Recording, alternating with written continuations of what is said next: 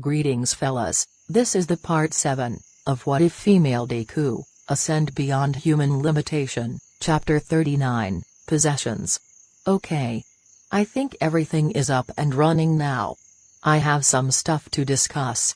Please don't threaten me with dropping the story. I have everything planned out, okay? This won't be like other villain Deku fics in a lot of ways. I don't want to spoil anything, but I will say that this story will go beyond the Camino incident. I can't just have the villains win right then and there. Also, in that last post, there was some weird stuff. For some reason, there's some dots and dashes. Maybe I haven't fixed everything. I'll work on that while we continue. Izuka raised her glass in a toast to the 2 official members of the league. Mirko was snuggled up to her side. Tetsu was grinning with Toga and Hatsum. Stain smiled at the rabbit hero snuggled up to Izuka. So the wild rabbit has been tamed, huh? Izuka smiled back. Well, Stain. It does appear so, doesn't it? Mirko sighed. Stain. Shouldn't you be less worried with my owner winning me over, and more focused on your pet iguana? Stain chuckled at the joke. Spinner was indeed quite the fanboy. Stain could say anything and he would believe it. Hey. I'm not an iguana. The lizard man huffed. I like how you didn't deny being Stain's pet. Izuka chuckled. Watch your mouth, girl. Mirko was suddenly behind the villain. Her arm wrapped around his chest and her 2 fingers pointed at her throat. Be careful what you say. We wouldn't want anybody to get hurt now, would we? Izuka clapped her hands. That's enough, bunny. I'm sure Mr. Spinner didn't mean anything bad by it. Mirko nodded and released Spinner, before returning to Izuka's side and snuggling up to her once more. Oh babe. You are so cute when you control Mirko like that. Toga strode over to her girlfriend's side. It makes me. Izuka placed a finger on Toga's lips. Enough. We can get to that later. She stood up and set her glass down. Toga sighed. You're right. We need to do the briefing on our next courses of action. Izuka snapped her fingers. Bunny. Would you get the lights, please? Mirko stood up and turned off the lights. Izuka brought out a small hologram device. The hologram showed a number of information on each of the students in the hero course. There are 2 weeks until the midterms. After that, both hero classes will be involved in a secret training camp to train their quirks. Okay. So what does that have to do with anything? Dobby raised an eyebrow. It's secret, right? Where will we get the location? You forget that I'm in Class 1B. Toga smiled. Information like that is easy. I can wear a tracker, or just look through files again. Dobby shrugged. Okay. Why are we attacking the hero students again? Izuka tapped the hologram, bringing up the files of 3 students. Katsuki Bakugo, Uraraka, Minoru Mineta. You want those 3? Why? Tetsu asked. We're mainly aiming for Ru. She has the healing quirk that could restore Sensei to full health once again. Izuka said. Katsuki Bakugo and Minoru Mineta are special cases. For one, we've been planning on tormenting Mineta for a while. He's the resident pervert the hero course. He has a superiority complex. And he took your seat in Class 1B after the internships. Tetsu growled. Stain nodded. Okay. So the last one. Katsuki Bakugo. Why him? Izuka's eyes dilated. A crash was heard across the room. Mirko quickly turned the light on and everybody looked at the direction the crash was heard from. Izuka had thrown a knife faster than anybody could perceive, blasting a hole in the wall. In the wall behind it, a picture of Katsuki Bakugo was pinned by Izuka's knife. That bitch is mine. Toshinori sat with Gran Torino and Nezu, as well as Kirishima, Bakugo, and Aizawa. So why did you call us here? Nezu brought out a stack of books. Aizawa raised an eyebrow. Quirk emergence theory? I never had the heart to look past the first volume. It was all hogwash. Nezu glared at the teacher. I would think That you would better educate yourself, Aizawa. I mean, quirks like these have developed when each book says. Nezu slid a book to each person, except Kirishima. Toshinori and Bakugo flipped through their volumes. These are expertly done. Ahead of their time, that's for sure. But what's the point behind this? Toshinori asked. Aizawa studied the cover of his volume. His eyes landed on the names of the authors. Interesting. What's so interesting? Bakugo asked. Gran Torino threw the volume in his possession onto the table. One of the authors is Izuka Midoriya. Bakugo stared at the book in his hands. His auntie had written so many of these books. So many writings that challenged the belief of everyone years ago. Auntie Inko wrote these? Inko did indeed write these. Nezu said, we've learned a bit more about the Midoriya family, including quite a bit of information on Izuka's mother. For instance, we all grew up with her. Oh yeah. My mom mentioned something about that. Nezu looked at Katsuki. Your mother knew her? Childhood friends. Stayed that way forever. Only person Andy apparently kept in touch with. Nezu nodded. Well then. As soon as you three adults see her picture you will know who she is. The animal hit a button and an image was projected on a hologram in the center of the table. A picture of Izuka Midoriya. Holy shit. Aizawa breathed. There's no possible way. Toshinori gasped. Shida Tatsumaki. Gran Torino grumbled. Well. This is getting to be even more interesting. Who the hell is Shida Tatsumaki? Katsuki asked. Shida Tatsumaki is her real name. She was a graduate of in our class. What happened? Why did she not end up being a hero? Toshinori held up his hand. I think I can explain. I have it here somewhere. The blonde pulled out a folded scrap of paper from his wallet. He opened it and began reading. Dear Shida Tatsumaki, we regret to inform you that you are not eligible to receive a hero license, due to use of substances in your high school career. Nezu slammed his paws on the tabletop. How long have you had that? Toshinori looked at the principal, before going wide-eyed. Oh shit. I forgot all about it. How long? Toshinori? Since I saw her walk out years ago. Wait, hold up. Use of substances? Like, drugs? Katsuki asked. Gran Torino sighed. That imbecile. The old principal didn't believe in quirk evolution. A lot of people didn't at the time. Shida knew it wasn't just a theory, it was a natural law. Her quirk originally allowed her to move small objects towards herself, but it underwent 2 evolutions. Toshinori shook his head. She beat me in the third-year sports festival, but withdrew before the final announcement was made. It's because of him, Nezu growled. The old principal threatened to kick her out of the school. Wait. Auntie Inko beat you? Katsuki pointed at Toshinori. Gran Torino sighed. Do you have a video of the fight, Nezu? I don't know. That was years ago. I might have to. There. Here it is. Nezu pulled up a video and played it. Shida and Toshinori fought toe-to-toe. The high school girl in the recording threw around the blonde boy as if he was a twig. Holy shit. Katsuki breathed. So basically, after this, Shida graduated but didn't receive a license. She stormed out of her apartment that night and met All for One, who convinced her to go with him. Nezu nodded. Yes. There's a little more to the family story. Izuka was born with her father's quirk. She had All for One? Toshinori frowned. Yes. But they took it from her, they knew it would put her in danger. The plan was to give her a quirk at the age of 4. A quirk that would allow her to be a hero. But before that could happen, Toshinori and All for One faced off. And All for One was badly injured.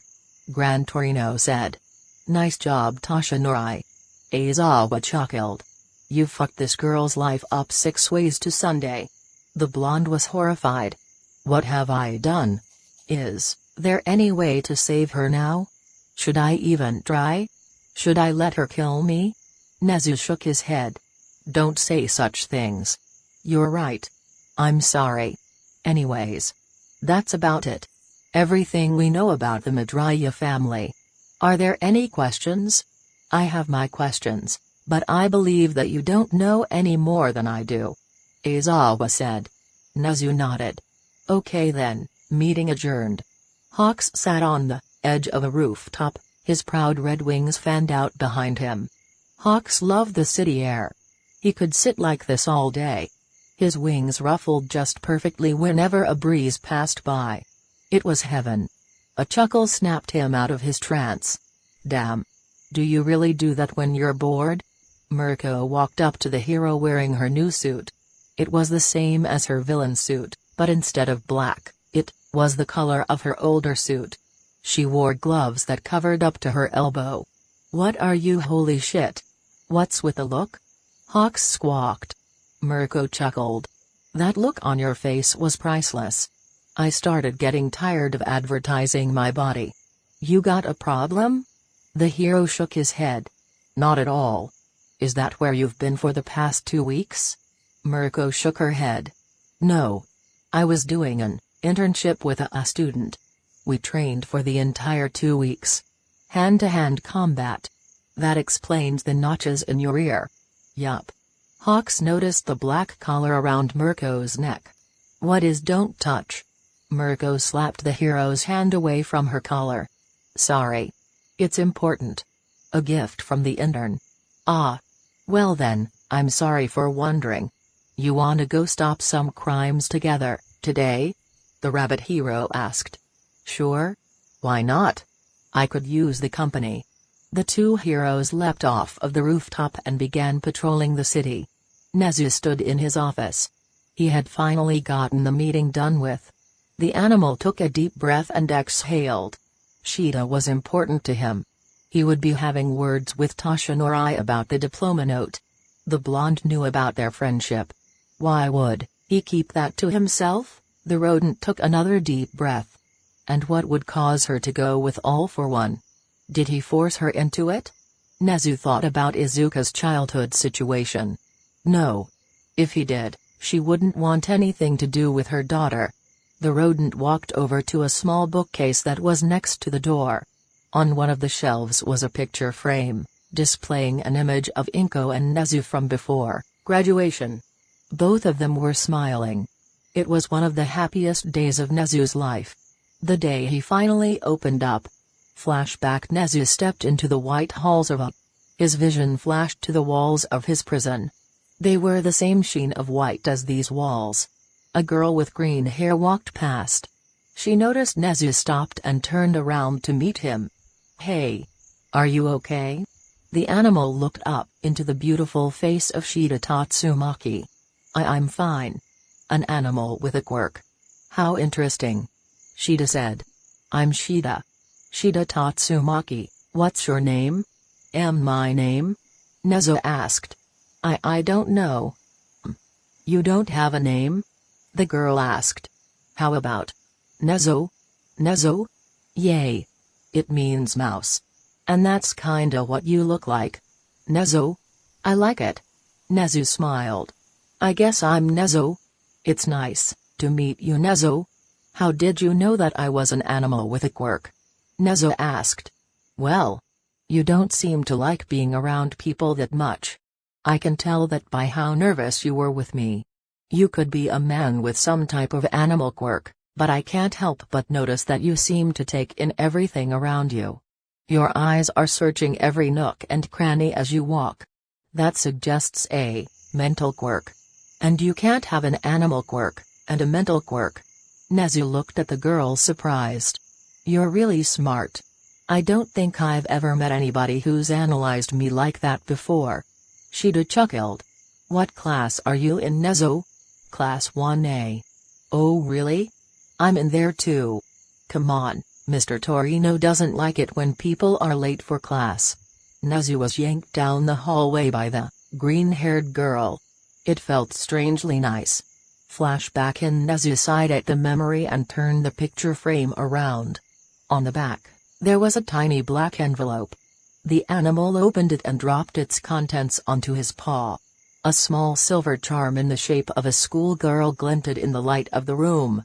Nezu clenched it in his paw and turned the picture frame back around. I never did get to say goodbye. Hawks was having a blast. Mirko seemed more alert than ever. She was faster, more precise.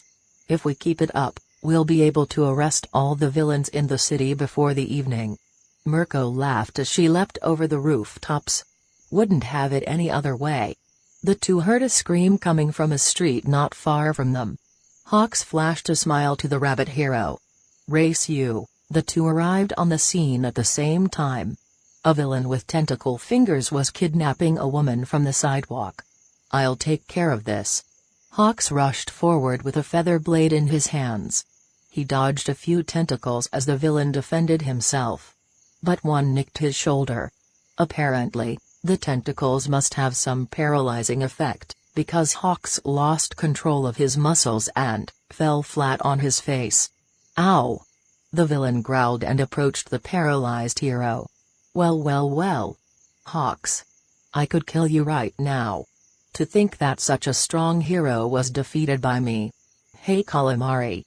A large rock flew through the air and smashed into the villain's face. I'm still here. Mirko was kicking chunks out of the ground and throwing them at the villain. The only thing that the kidnapper could do was dodge. He quickly leapt back and away from Hawks in order to strategize. After a few seconds, the squid man rushed in. He deflected each boulder with ease. Mirko saw that he was heading directly at Hawks. Oh no you don't! Hawks watched as Mirko blurred out of existence. A shockwave tore across the road as the villain went flying back.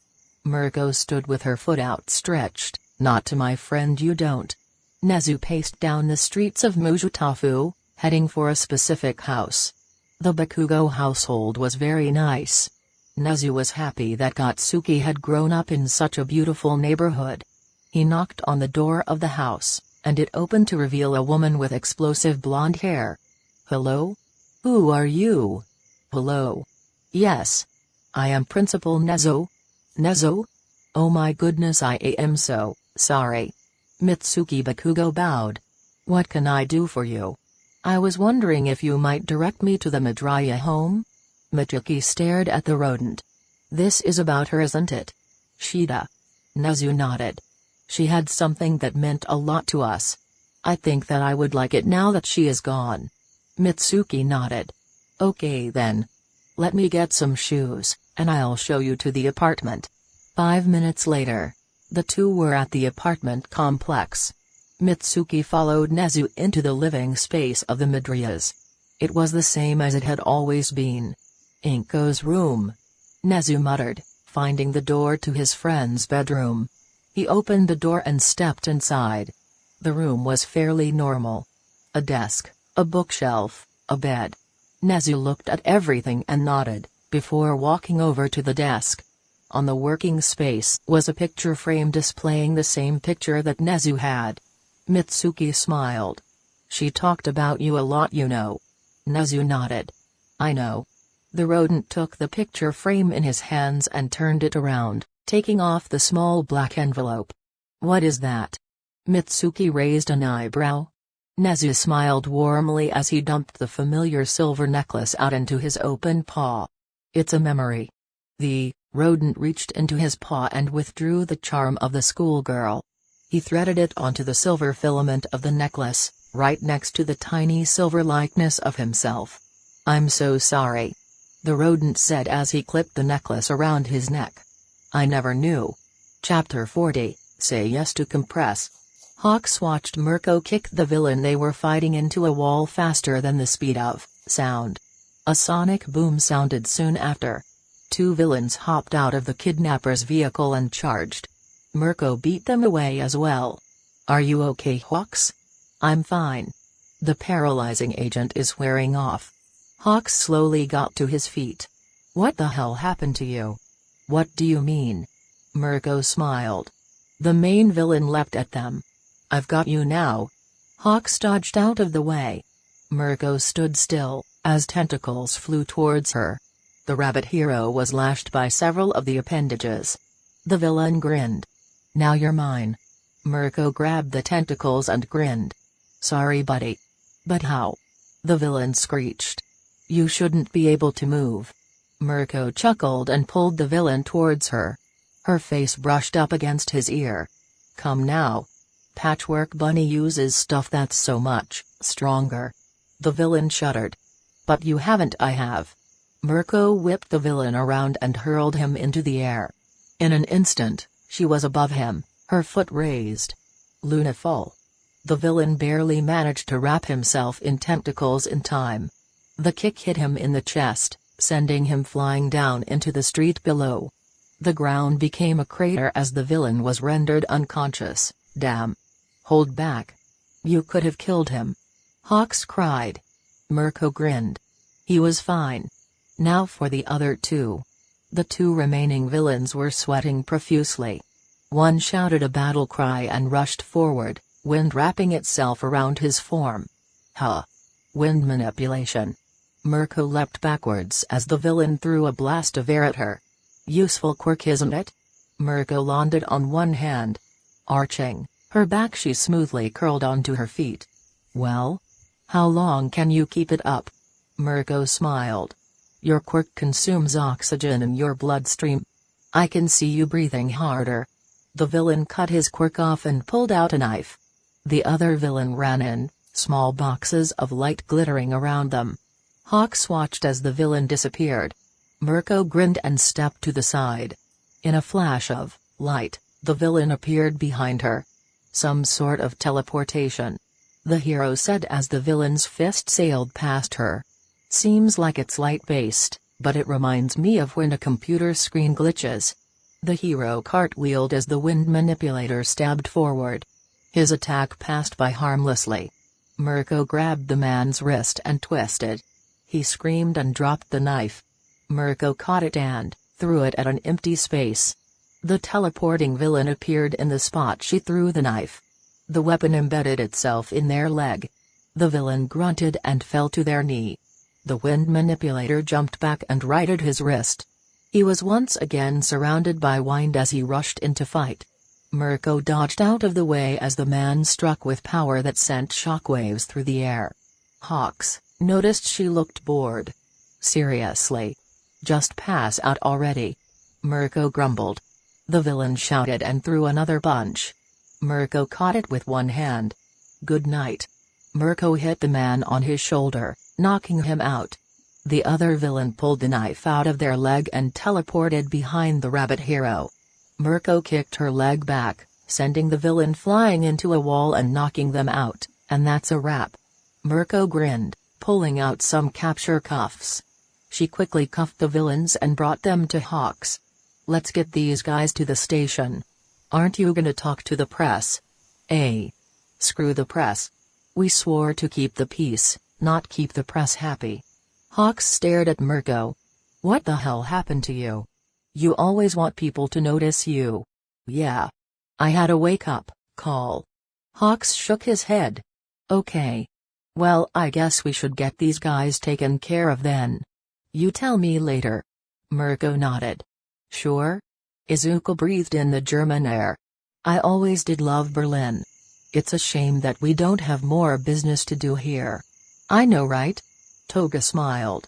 Hey Tetsu, it's your debut day. How do you feel? Tetsu smiled as he pulled his hair back into a ponytail. Please Toga. Call me Damascus. Well then, Izuka grinned. Shall we get going? The three villains leapt into the city in search of a single person. A thief. So what do we do about the kids? Ectoplasm asked. The teachers had all been assembled for a meeting on what to do after midterms. The attack on Hazu has me on edge. How do we know that the training camp won't be attacked? Cementos asked. We'll all be going along, with the hero courses. We will be the line of defense. We're also bringing a secret weapon. Nezu smiled. Yumi Shodai. Toshinori muttered. Precisely. She has also been through an ascension. She will be able to help us quite a bit against Izuka Midoriya. The teachers nodded. That makes sense. Perhaps we may be able to defeat her then. But are we sure that we should take Izuka Midoriya first? Midnight pondered. Nezu nodded. It's the most logical choice. She is the strongest member. It may enrage the rest of the league, but if we take anybody else first we'd have to deal with her next. She gets more powerful when she focuses her emotions. By my calculations, any other way would result in Izuka Midoriya becoming an angel of destruction. Aizawa nodded. Okay.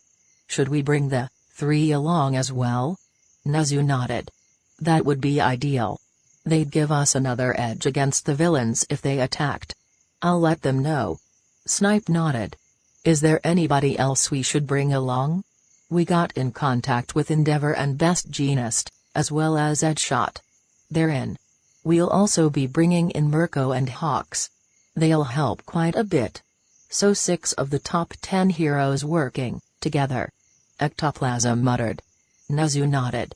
I've just heard from Kamui Woods, as well as Ryuku, Crust, and Washington. They'll support us from the outside if anything goes awry. So then. The top 10 heroes altogether then. Snipe said. But even then, compared to the power that Izuka Midoriya has displayed, will it be enough? Nezu nodded. We'll have to hope so. At any sign of danger, we'll have Mandalay allow the students to fight as well. Okay then. Hopefully that will work. Vlad King said. We'll work on boosting the students' adaptability before the training camp. Just in case. Good idea. Aizawa nodded. Want to do some joint classes? Vlad nodded. That would be good. Recovery Girl rapped her cane on the desk. Excuse me, Nezu? But what will Ru be doing then? Should we not protect her? What do you mean, Joe? Snipe asked. Nezu cleared his throat. We've recently discovered that All for One is still alive. He is most likely clinging to life desperately. If Ru was captured, and All for One was the puppet master of the League of Villains, he would be healed, and the results would be catastrophic. So in other words, we'll need Ru to be guarded at all times, Nezu nodded. Indeed. Or we could just have her remain at home. Aizawa shook his head. That won't work either. If what I think is true. What is it, Aizawa? The teacher sighed and rubbed his temples. We have a mole in it. Possibly several. My first thought was that it was Yumi Shodai, but unless they have a very powerful cloning quirk on their side, it's impossible. We still can't rule her out though. Power Loader said. I hate to say it about my prized student, but we can't take any chances. Nezu nodded. We'll add extra security to the school before tomorrow's classes. I'll study every student's movements from my office. The teachers nodded. Right. Meeting adjourned. Hawks watched as Mirko walked out of the police headquarters. He took in everything about the hero. Her newer costume, it was the same color scheme as her old one, but she had changed the leotard into more of overalls. Her arms were covered in long white gloves. Her hair was worn in a pixie cut. Instead of her normal rabbit's foot-like shoes, she wore white combat boots. Her left ear had several notches in it. And then there was the collar. Hawks sighed. Mirko, tell me what happened. Mirko sighed. Can't a girl meet someone? You're dating? Mirko nodded. Sort of. I've just felt really alive since we met. Who is it? All I feel comfortable telling you is that it's a girl. Hawks narrowed his eyes and smirked. Come on, Mirko. Give me more. The rabbit hero shook her head. No can do, Hawks. Now, I really must get going. It's getting late. Hawks nodded. Fine. Have a good night. Have a good night, Hawks. A crunch came from the alleyway. Tetsu walked out and shifted from metal back to normal. Blood was on his face. Get enough? Toga asked. For now. They also gave me some info on the guy we're looking for. Tetsu held up a card with a picture of a Tofit and mask. Let's go find this Mr. Compress. The 3 villains walked down the sidewalk, searching for a small business run by the person they were looking for. Izuka, Tetsu, and Toga stood in front of a small shop that sold top hats? This is probably the strangest thing I've ever seen. Tetsu said. Izuka shrugged. He's just extravagant. The girl stepped into the shop. A man wearing a top hat and mask awaited them. Welcome to Mr. Compress's Top Hats. What can I make for you today? You're Atsuhiro Sako, the great-great-grandson of the peerless thief, correct? Ah. And who might you be? The man took off his mask and smiled. It's been a while since I left Japan and started thieving worldwide. Why have you come here? Atsuhiro. My name is Izuka Midoriya. I am one of the members of the League of Villains, and I am here to offer you a position in our ranks. Oh? Izuka Midoriya, huh? If I remember correctly, you're the quirkless girl who's been shaking the world. I will accept your offer on one condition. Izuka smirked. And what is that condition? Mr. Compress smiled. If you can prove that you're a better thief than I am. Izuka smiled. Well then. How shall we settle this? There is a new museum opening tonight. It's in honor of Germany's top 2 heroes, who died a few months ago in China. We will be racing to obtain this. Mr. Compress held up a photograph of a black cane. This is my great-great-grandfather's cane. Those 2 heroes are descendants of heroes that helped bring him down. Now, I want that cane back. Izuka smiled. I guess it's game on. 1 hour later, Izuka, Tetsu, and Toga all stood overlooking the museum. Izuka knew where the thief was. She could see his plan as she watched him don a security guard's uniform. Ah. He's been planning this for a while. I guess we have a good competition then. Izuka watched as the man talked to another security guard. She smiled as he walked past. Toga. On it. The blonde leapt down and killed the security guard silently, before drinking his blood and transforming. She gave a thumbs up to the 2 villains on the roof. All right. And here we go. Izuka donned a wig and leapt down into the crowd of people. Tetsu joined her and they all walked in. Izuka noticed Mr. Compress walking alongside their group. He blended in well. The group came to the exhibit where the staff was displayed, along with several other pieces. These were all trophies that the 2 heroes collected. Among these are trophies that were passed down through their families, the oldest and most incredible being the cane of the peerless thief. Izuka nudged Tetsu and pointed to a glass box that contained a large metal shield. Steal it. Right. Tetsu broke the glass quickly and sped out of the room with the item. The museum tour guide shouted. Guards. Get that man. Izuka smiled as the guards rushed after Tetsu. Toga, in her disguise, caught Mr. Compress as he didn't follow with the rest of the guards. What are you doing? We need to get him. The thief went white. He was out of options. He turned and followed Toga as she chased down Tetsu. Everybody remain calm, the tour guide began. How about no? Izuka pulled off her wig and leapt up in front of the tour guide. This is my show now. The tour guide went white. Izuka Midoriya? Boo. Izuka pushed past the man and smashed the glass that contained the cane. She quickly grabbed it and turned to the crowd of people. Thank you everybody for being here. It was quite a fun evening. I hope you enjoyed the tour and floor show. The gift shop is located to the left of the main entrance. Have a good night.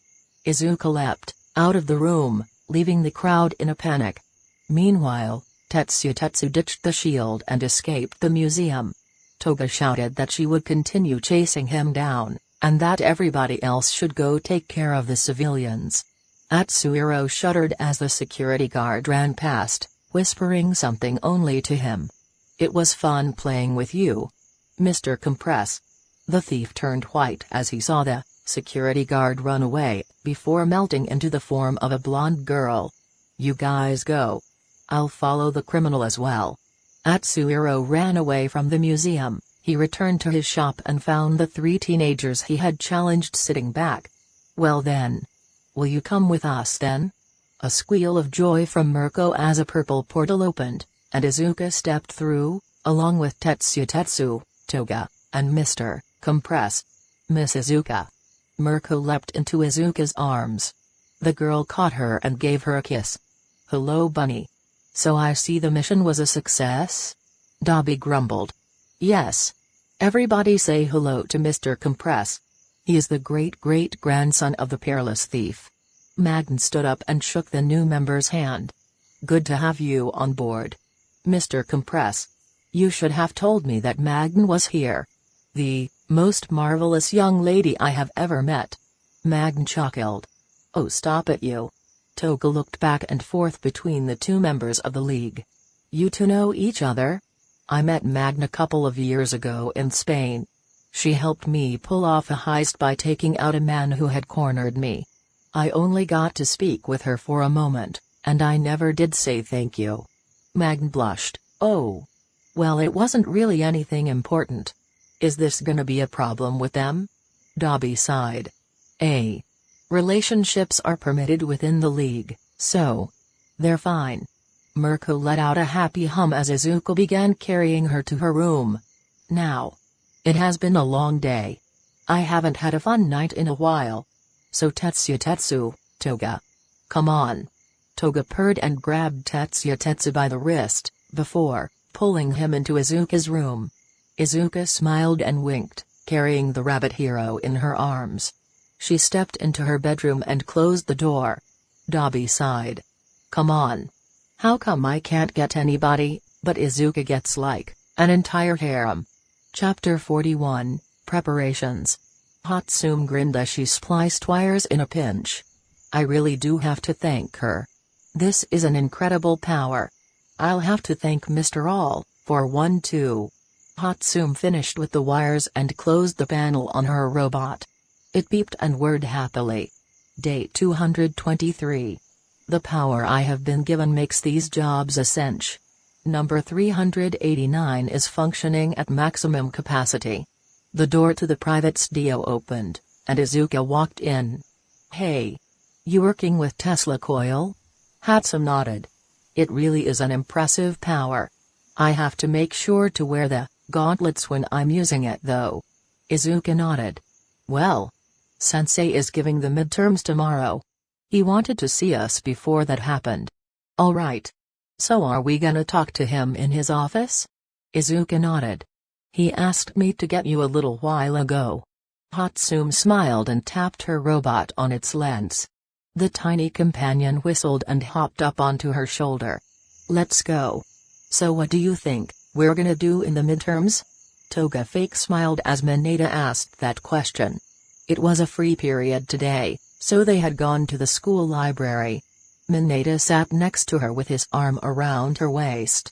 I'm gonna kill him. I'm gonna kill him. No. Bad Toga. Wait until the camp. Yes, the camp. I don't know. I think that's the point. Toga said. Well. We're probably gonna do some written test on all the subjects we've learned. For a practical test. It can't be robots again. Can it? Monoma pondered. Kendo shook her head. I doubt it. The teachers have been giving us weird looks all day. Toga groaned. Oh God. I know what we've got to do. What? We're fighting the teachers. Monoma laughed. No way. There's absolutely no way. Toga shrugged. Weird looks? They look apologetic to me. That only means one thing. We're fighting the teachers. Kendo whispered. Toga nodded. Yup. This seems like fun. Fun?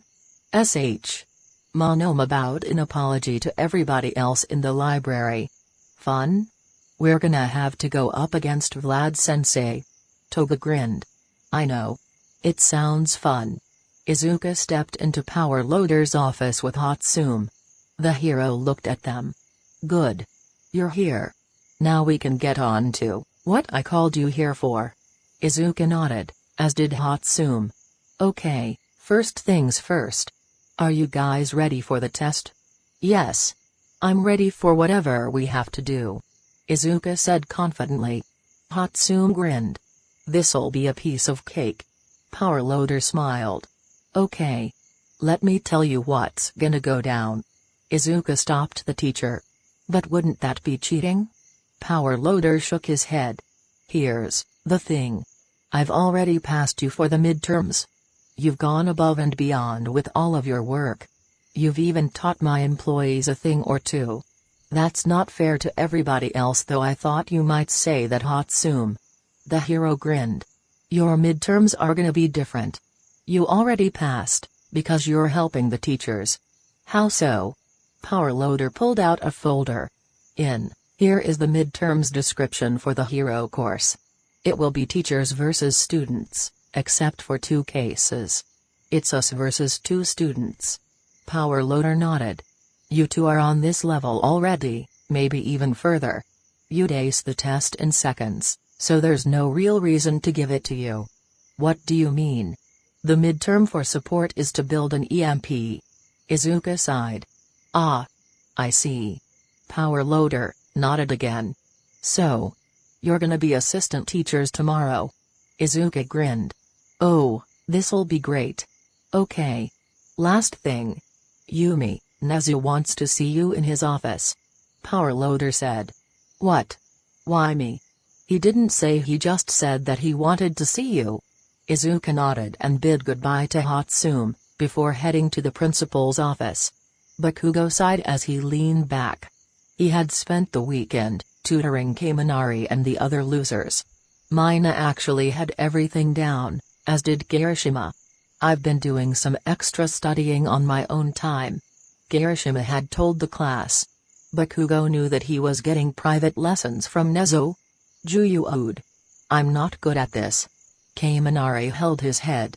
Why do I have to prove that the triangle is a triangle? It's right there. It's a triangle. What's the 5th element on the periodic table again? Sero muttered as he flipped through notes. Ugh. You guys are really bad at this, aren't you? Bakugo said. That's the 8th time you've said that. Kaminari whined. Look. You 2 are working on things that the other is good at. Work together to study, okay? Kaminari stared at Bakugo. That's actually a good idea. Sero slid in next to Kaminari. So, math right? Kaminari nodded. Sero mapped out all of the geometric equations and function formulas. What about proofs? Kaminari asked. Proofs are stupid. Everybody thinks so. Kaminari smiled. Damn. So you're working on chemistry, right? A lot of it is reactions. Kaminari listed off every reaction between each combination of elements. What about memorizing the periodic table? You'll have a reference table. Kaminari shrugged. Bakugo sighed as Kirishima sat down next to him. You got the idiots to work together? 2 halves of a brain make a whole. Kirishima chuckled. They aren't that dumb. They think proofs are dumb. Bakugo rolled his eyes. Because they are. Izuka stepped into Nezu's office. Ah. Hello, Miss Shodai. Nezu smiled. You can close the door behind you. Izuka did as Nezu said, then sat down in front of his desk. You wanted to see me? Nezu nodded. Yes. You are aware that next week there will be a training camp for the hero course students? Izuka nodded. I am. The faculty would like it if you could attend as well. Me? Why? Izuka raised an eyebrow. Nezu gave Izuka a small envelope. All I can say is that we are afraid our plans have been compromised. We would like you to join us as a second line of defense in case we are attacked. The details will be in here. Izuka nodded. Okay. I'll make sure to prepare then. Then I believe that is all, Miss Shodai. I will see you tomorrow during the midterms. Izuka smiled and walked out of the office. When she got back to the private workshop, Hatsum wasn't there. Power Loader said she was in the bathroom. Well, I can read this then. Izuka opened the envelope and read the paper enclosed. Inside was a schedule and a map detailing the events that would take place in the training camp. Izuka grinned. Well then. No infiltration needed when you make yourself indispensable.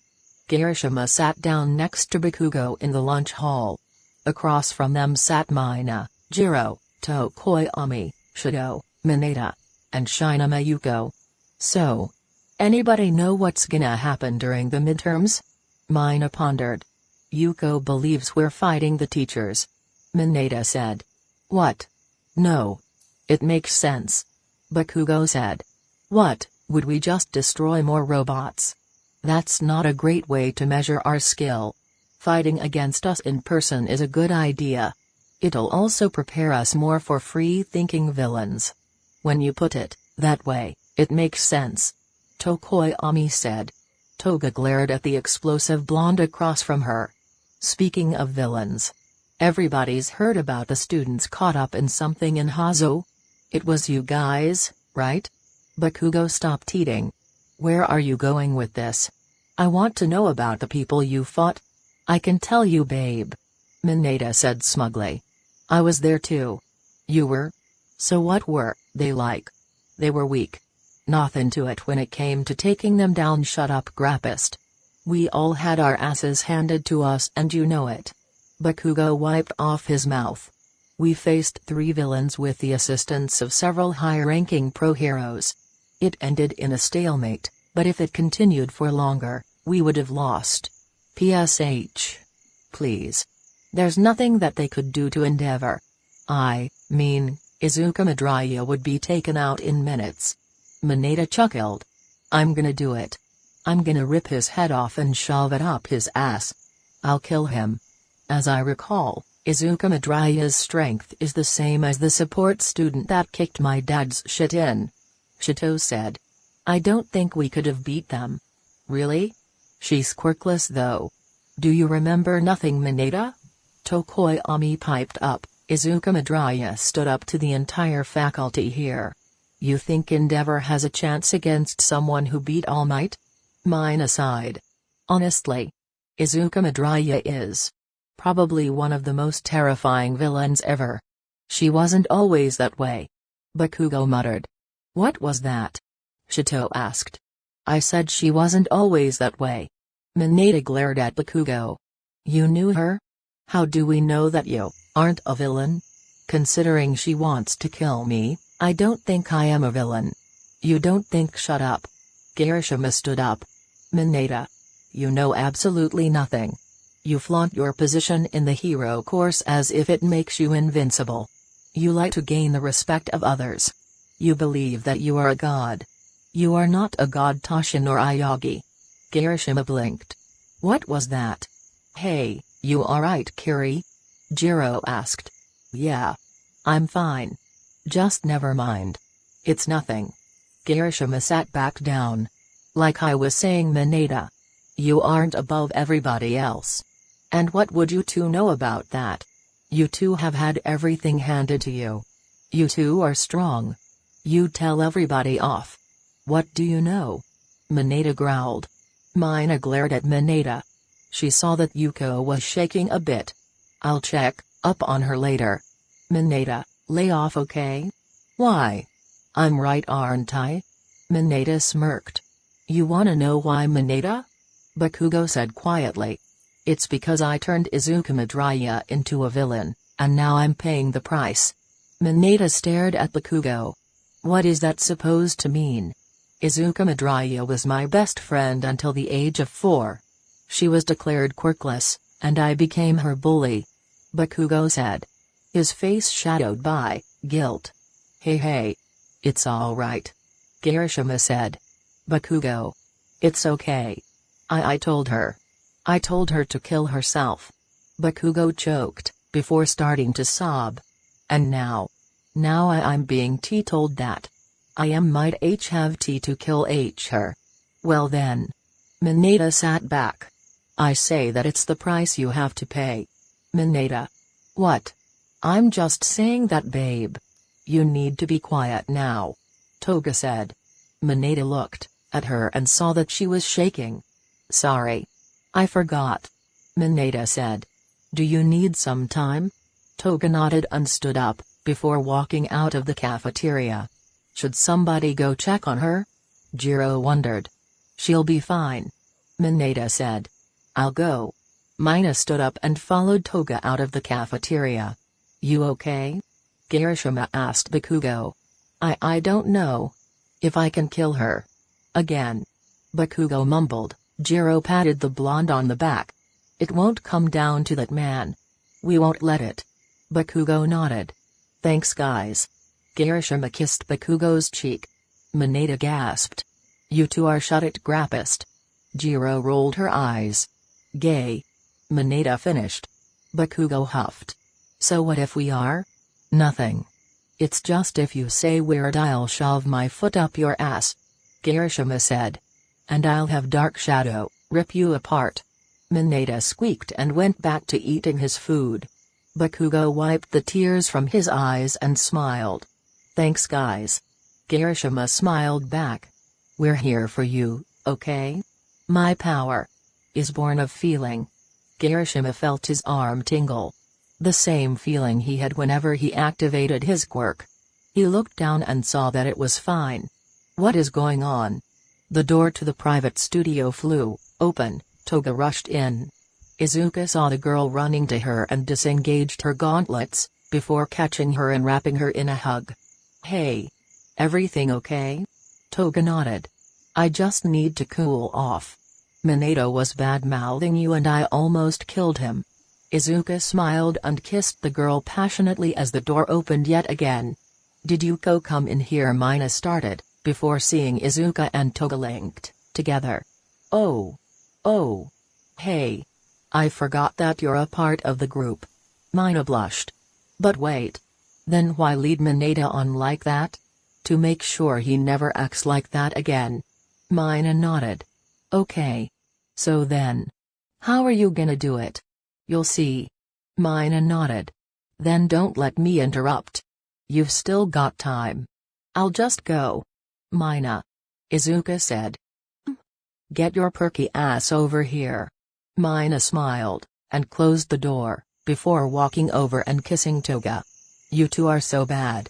The pink girl purred as Toga pulled her in close. Yeah.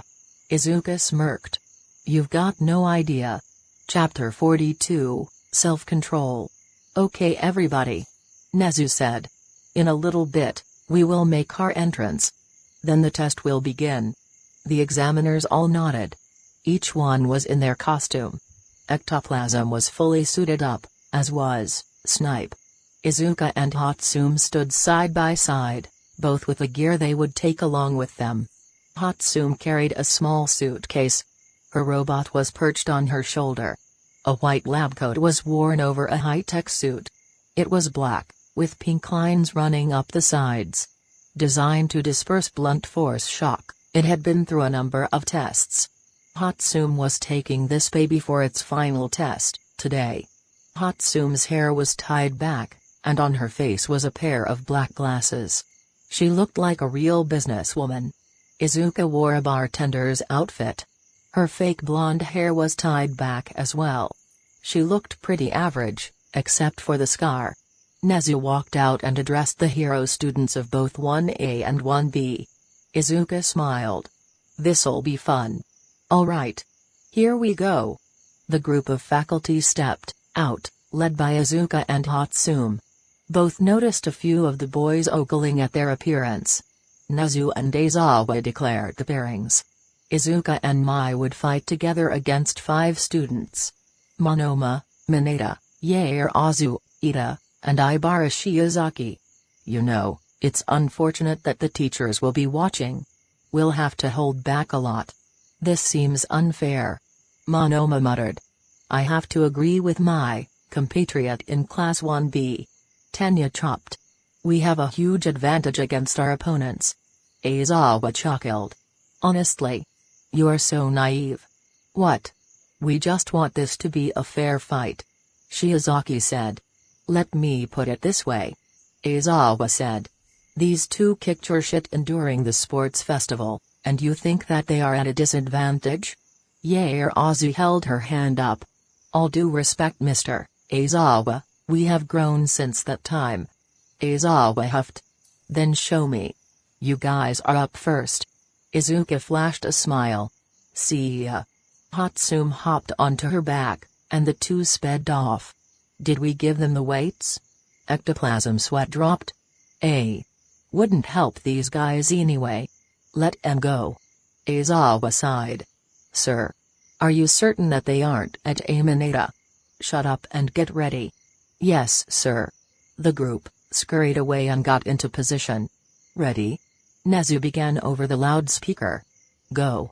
The students ran into the false city that was their testing ground. A clang rang out, and the sky changed to become night. What? Monoma stuttered. Inside the monitoring room, Nezu smiled. I see. How long did that contraption take, Power Loader? I think it's just a larger version of one that they made earlier this year. Definitely gets the job done. It looks like it's midnight in there. On the outside, the exam site was covered in a large dome. On the inside, the dome blocked out the sun and turned it into an image of the moon. Stars shone overhead. They figured out a way to change the time of day. Mineta shuddered. Damn. I forgot how smart they are. They're nothing without their support items. We can take them. Shiozaki huffed. Let's go. The five-man squad began moving into the city. From the top of a building, Izuka grinned. And we are go. Back in the monitoring room, Nezu noticed ectoplasm walking in. Where were you? Shodai asked me to make her a clone, so I did. The hero shrugged. Did she tell you why? Nezu raised an eyebrow. Something about intimidation. Nezu looked back at the screen. Let us see what your students do, Power Loader. Monoma and the rest of the group were almost to the center of the fake city. It's so quiet. Tenya muttered. Too quiet. Momo said. Keep your guard up. I have a feeling that they'll show themselves soon. Any way that we avoided them so far? Shiozaki asked. Maybe they're cycling through the city and haven't noticed us. Yeah. We might be able to get to the exit gate without a problem. Mineta said. I doubt it. Keep your guards up. Monoma said. Hey. Does anybody else see that it's glowing up there? What? The group broke into a run, and emerged into a nightmare. The center of the city was in ruins. Fire blazed all around. Rubble blocked doorways. Cars were piled up and burning. What the hell? Boom! A flash of light zipped across the rooftops and into a wall, kicking up a massive cloud of dust. The dust cleared, revealing Hatsum holding a clone of ectoplasm to the wall. See, hero? They won't send you help. Hey! Stop that. Hatsum turned and looked at the group of five. Ah. So they did send help. Too bad it's too late for you. The clone moved its head and looked at the students. Run. Lightning crackled through Hatsum's gauntlets and shocked the clone, which turned to glue beneath her fingers. The silver lightning reflected off of her glasses, making her look insane. Hey hey hey. Ha ha ha. Hatsum cackled crazily. She's unhinged. Momo said, creating a staff from her arm. In a moment, Hatsum was before them. Welcome, heroes. Silver lightning blazed around her hand, before coalescing into a whip. What is that, you like it? My newest invention. Hatsum cracked the whip. A shockwave ripped through the ground. And now. I can finally bring you down. Bring us down? Shiozaki was confused. They've immersed themselves in their role. They're trying to make it more intimidating. Azu said. Alright then. Ida stepped forward. You there, villain, in the name of justice. We will bring you down.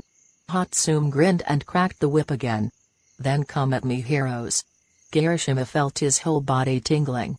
What the hell is this? He tried to activate his quirk, but found that he couldn't. What the hell? Hey. You okay, Kiri? Mina asked.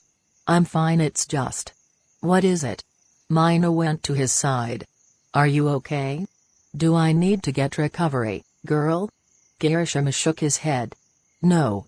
I just feel tingly. Tingly? Kirishima nodded. Just like when I use my quirk. But I'm not using it. Mina studied him. That's odd. Anything else happen? Kirishima shrugged. Not that I can think of.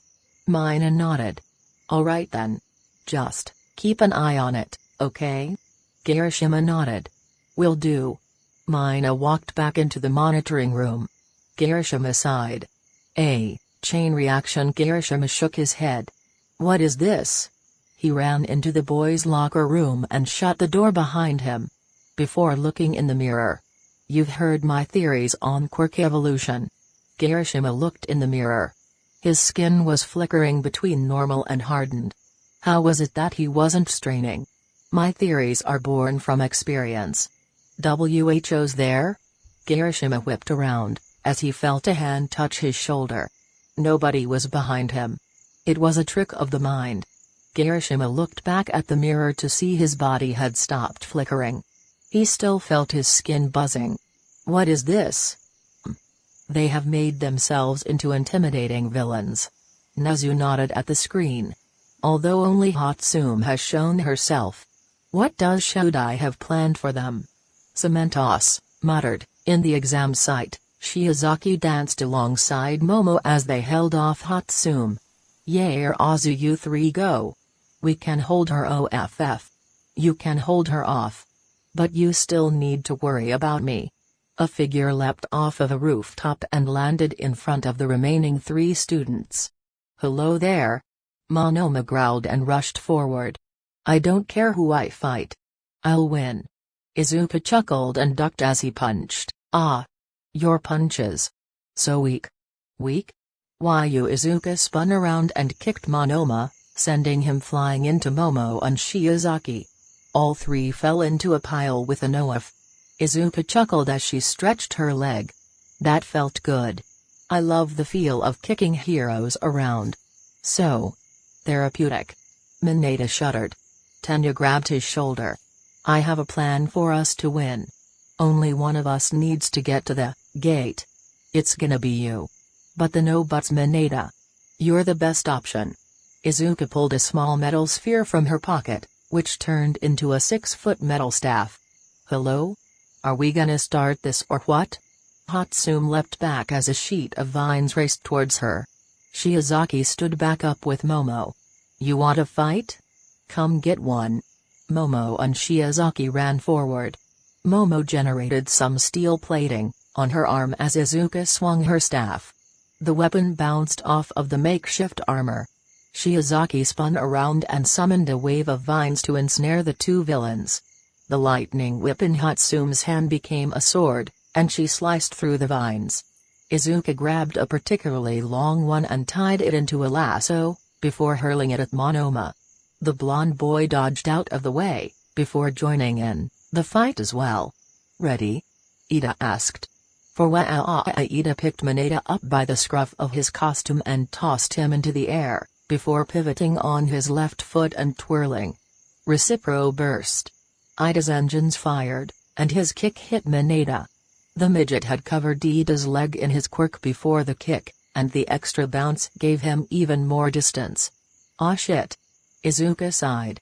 Well, we still have a bit of time, Hatsum. We can take care of these guys while the midget passes. We aren't going after him? Izuka shook her head. That was a truly selfless act from Tenya. Let it pay off for now. Because if I do go after him, he won't escape with his life. Izuka turned back to the battle. So? Shall we continue? Shiozaki surfed in on another wave of vines. Monoma fought against Hatsum with rubber armor he had made with Momo's quirk. Momo joined Monoma in fighting the pink-haired maniac. Huh. You aren't bad, Shiozaki. Izuka grinned as vines ensnared her. But not bad doesn't mean super good. The scarred girl glowed faintly, and the vines burst off of her. In a flash, she was in Shiozaki's face with her staff. Think fast. In a split second, Shiozaki was sent into a pile of rubble. Izuka leapt back as Ida ran forward and kicked. Ah! The brother of Ingenium. Izuka chuckled. You think that you're a match for me? Ida smiled. I don't have to be a match for you. I only need to stay conscious long enough. Well, let's see how long you last. Izuka rushed forward at breakneck speeds. Tenya brought his leg up and blocked Izuka's staff. The two flashed in and out of existence. Sometimes their strikes connected in the air, other times it was on the ground. In every instance, they would briefly become visible. There was always a smile present on Izuka's face. "You're pretty good, hero. You aren't that bad yourself, villain." Meanwhile, Hatsum was now fighting Shiozaki, Momo, and Monoma. Tesla coils about to time out. "I can feel my skin starting to burn." Quirk Tesla coil. The wielder can generate and psychically control electricity. They can turn the energy into swords, shields, bombs, even armor.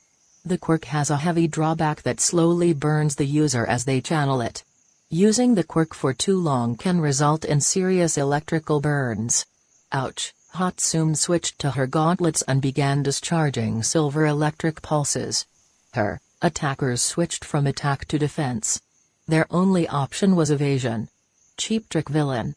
Monoma shouted. Hatsum smiled. "I could switch it up again." The girl snapped her fingers and appeared behind Monoma. She placed a hand on his shoulder and tased him. "Shit. We forgot they can teleport."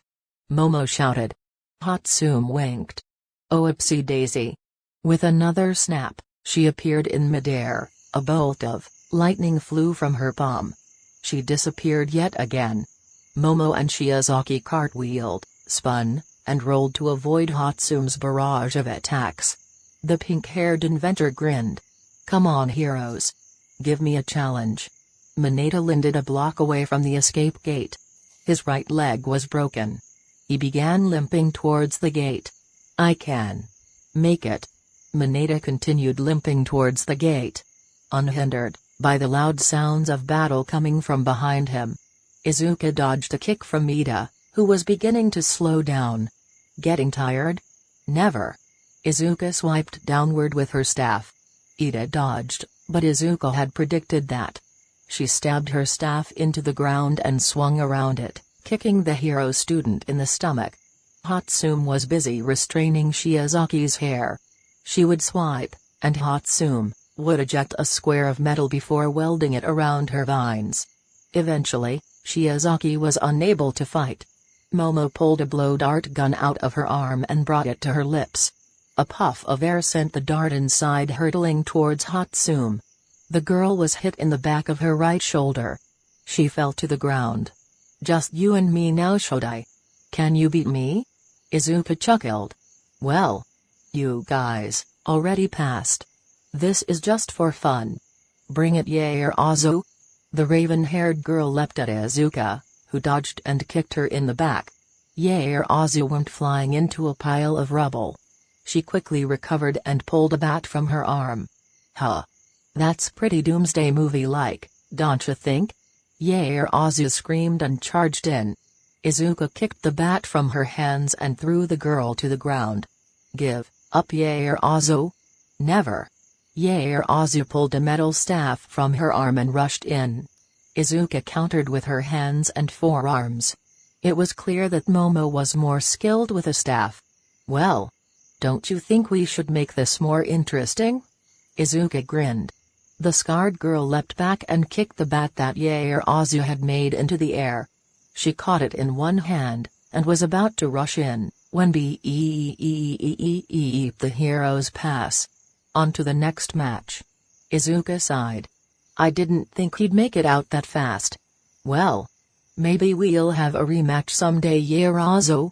Izuka tossed the bat back to Yair-Azu, before moving to pick up Hatsum. "By the way, the others should be fine. We just tired them out. Shiozaki, you could just cut your hair to escape that." The girl looked at Izuka before grabbing a sharp rock and cutting her hair. Using her quirk, it regrew to its normal length quickly. "That's better. Thanks. Now we'd better clear out of here for the next test." Kirishima took a deep breath. This wasn't anything terrible.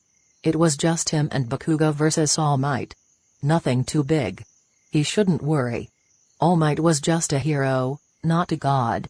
"You are not a god, Toshin or Ayagi," Kirishima blinked. Why do I keep hearing that? Alright you two, Nezu said. All Might is ready. You can get to the starting room. Kirishima and Bakugo walked silently to the room. After a short period of time, Nezu's voice came over the intercom system. Begin. Author's note, alright. So Izuka and Hatsune let the kids pass, because otherwise the teachers would be mad. Like. Mad because they'd kill someone. By the way. Do you think I'm dumb? Izuka has more to think about when it comes to the camp. Be prepared, because she will be. So there. The beginning of the midterms. I won't include all of the tests. Maybe just 4 or 5. I need Kirishima, Bakugo, Todoroki, Uraraka, Tokoyami, Toga, and somebody else. Chapter 43, Unbreakable Heart. Author's note, okay. Last chapter. Not the best fight I've written for this story. I'll try to get back into more Quirk explanations. They're kinda fun, and I'll need them for some arcs. Hopefully that'll help. So. A question I got was whether or not Afo took Inko's quirk. The answer to that is no. Inko still had her quirk, but she hid it. She didn't want anybody she used to know to find her. Except Mitsuki. The entire midterms arc is supposed to be focused on one character in particular. I'm sure you can guess who it is. So let's go, and get on to his chapter now. Kirishima and Bakugo ran into the false city. Do we have a plan? Kirishima asked. If you see him, run the fuck away. Bakugo said. Kirishima's sweat dropped. Great plan. Shut up. It's all I could come up with. All Might's voice echoed through the city. Oh, heroes. I can hear you bickering. You really should work together more. A shockwave ripped through the test site.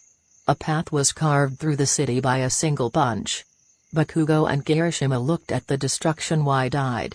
So? Run? Bakugo nodded. Yeah. Run. The two students took off into the undamaged parts of the city, All Might's laughter ringing in their ears. Izuka sighed as she watched Bakugo and Kirishima run from the #1 hero. Cowards. Well sweetie. He is rather intimidating. Inko's ghost said next to her. Well. For them maybe. Inko drifted up to the screens that displayed the battleground. She pointed to the running form of Kirishima. This one. He is changing. What do you mean? Like an evolution? Inko's ghost nodded. Yes. Changing.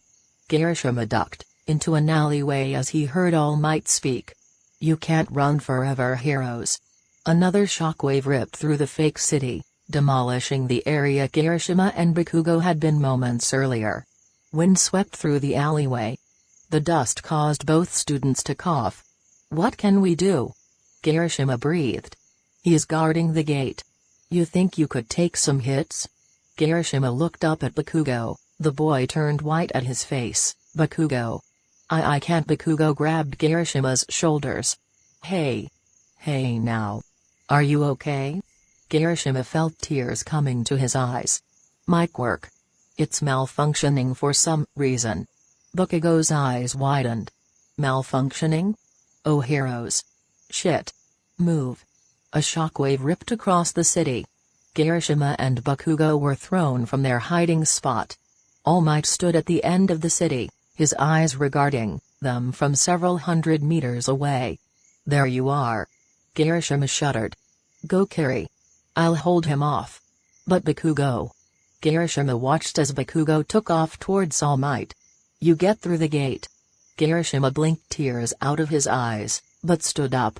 He began running full tilt towards the gate. All Might smirked. So. You believe that you can stand up to me, Katsuki Bakugo? Bakugo grit his teeth. I have no other choice. Orange lightning blazed around the blonde. Black tendrils whipped around him. Explosions grew from his feet, propelling him forward. I have to fight you. All Might grinned. Ha ha ha. When you can't even stand up to Izuka Midoriya. I'm sorry, young Bakugo. Hey. You think that'll get me? The city shook as both combatants leapt forward. You can't beat her either. All Might's punch met Bakugo's and overpowered it. The punch sent Bakugo flying into the air. The blonde righted himself with explosions, before blasting towards the number one hero yet again. All Might countered everything Bakugo threw at him. Whips, explosions, punches. All Might ducked as Bakugo almost punched him in the face. That was close. I'm sorry, young Bakugo. But you are not strong enough to face me. Bakugo gritted his teeth. Then how am I supposed to save her? Black whip exploded from Bakugo's arms. The two black tendrils multiplied to become 10. Bakugo raged around the destroyed city. If I can't beat you. All Might blocked a punch, but was hit in the face by a whip. How can I beat her? All Might grabbed the whips and pulled Bakugo close. You will one day. But that day is not today. All Might hurled Bakugo into a wall. The lightning petered out. Nezu watched the fight with a worried gaze. Young Bakugo is stuck in a whirlwind of emotions. He even managed to hit All Might in his rage. Such power could be a great weapon, or a crippling weakness. Aizawa nodded. And that's why he's with Kirishima.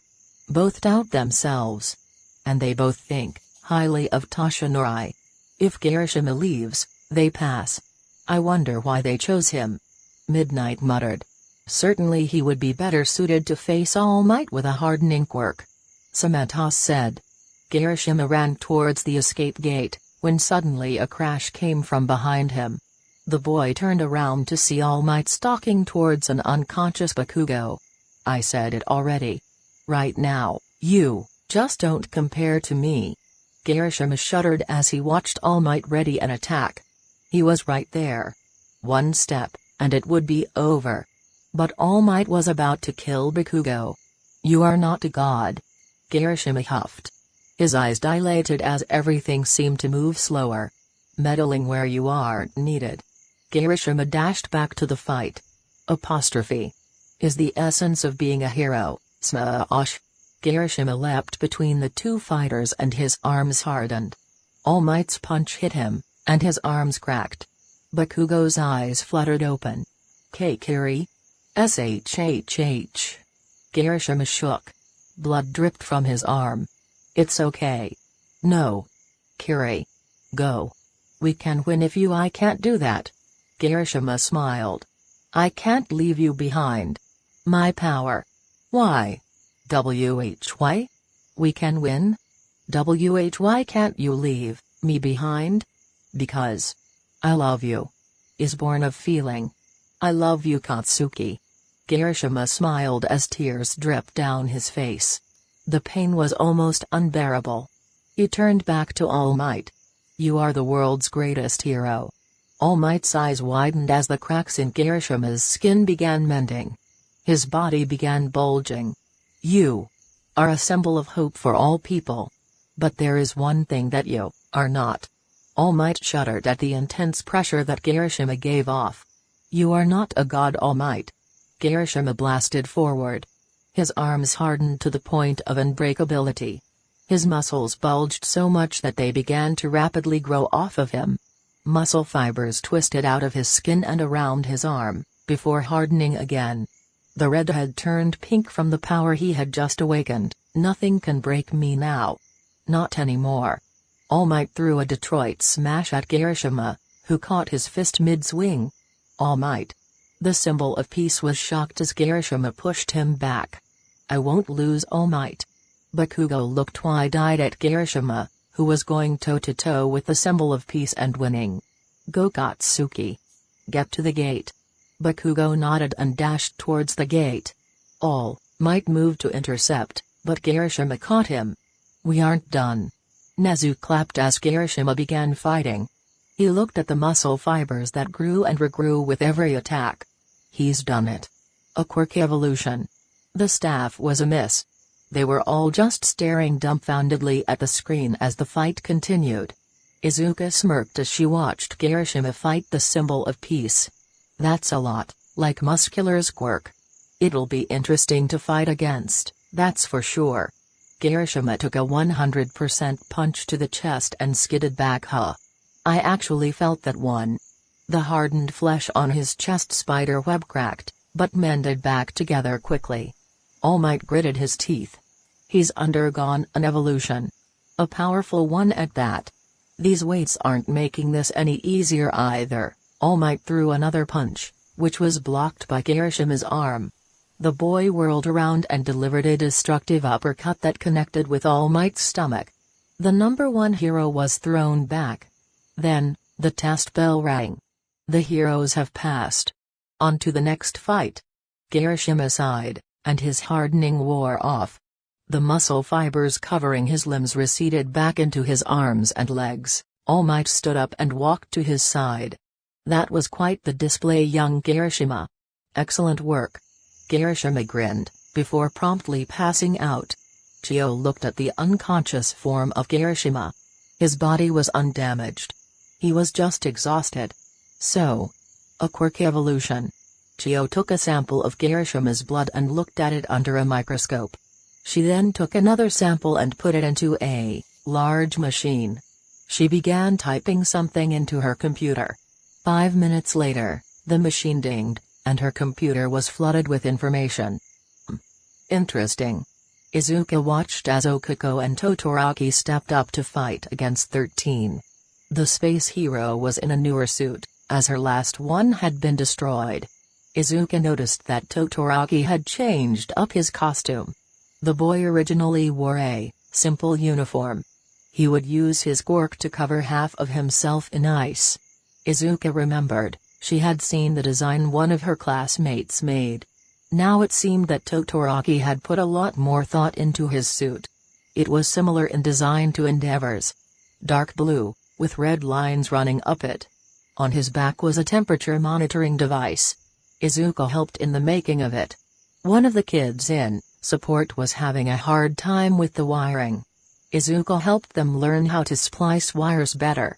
Powerloader said that since Hatsumi and Izuka only had to make stuff for Toga, they would have more time than he was willing to give them. So he allowed the other students to ask both of the inventors for tips. On the boy's hips was a belt which held several capsules. Izuka theorized that they contained first aid materials. On his feet were spiked snow boots. On each arm were gauntlets that Izuka knew quite well. After all, her father had used ones with a similar design when he was Hisashii Midoriya. Izuka kept the original gauntlets that all for one left behind in her house. She had brought them back to him after retrieving her possessions from the apartment. She still remembered his face as he held the support items. Of all of the people to use support items, why him? He found a certain amount of joy in having them again. He didn't normally like support items, but the gauntlets had helped him live happily for the first year of Izuka's life. Izuka kept the original gauntlets in a vault in the Vanguard base. She had been given permission to tinker with them, and was turning them into a weapon for Dabi. The gauntlets Shito had were based off of the design. She had helped a lot with this new costume. One of the only hero costumes she cared about. Izuka had also helped with the edits made to Okiko's costume. Her entire quirk was based on negating gravity. It caused her to get nauseous if she overused it. She originally believed that activating pressure points on her body would help reduce the ill effects of her quirk. Izuka theorized that the workings of her power had to do with her inner ear. The human body is very complex, as is the human body's sense of balance. The sense of balance is determined in the inner ear. Izuka did a study of Okiko's body and discovered that as she used her quirk, gravity lost its effect on her internal organs. This led to intense vertigo and nausea. Izuka couldn't find a major solution to it, other than making a helmet to work on her ears. That would hopefully double her limit.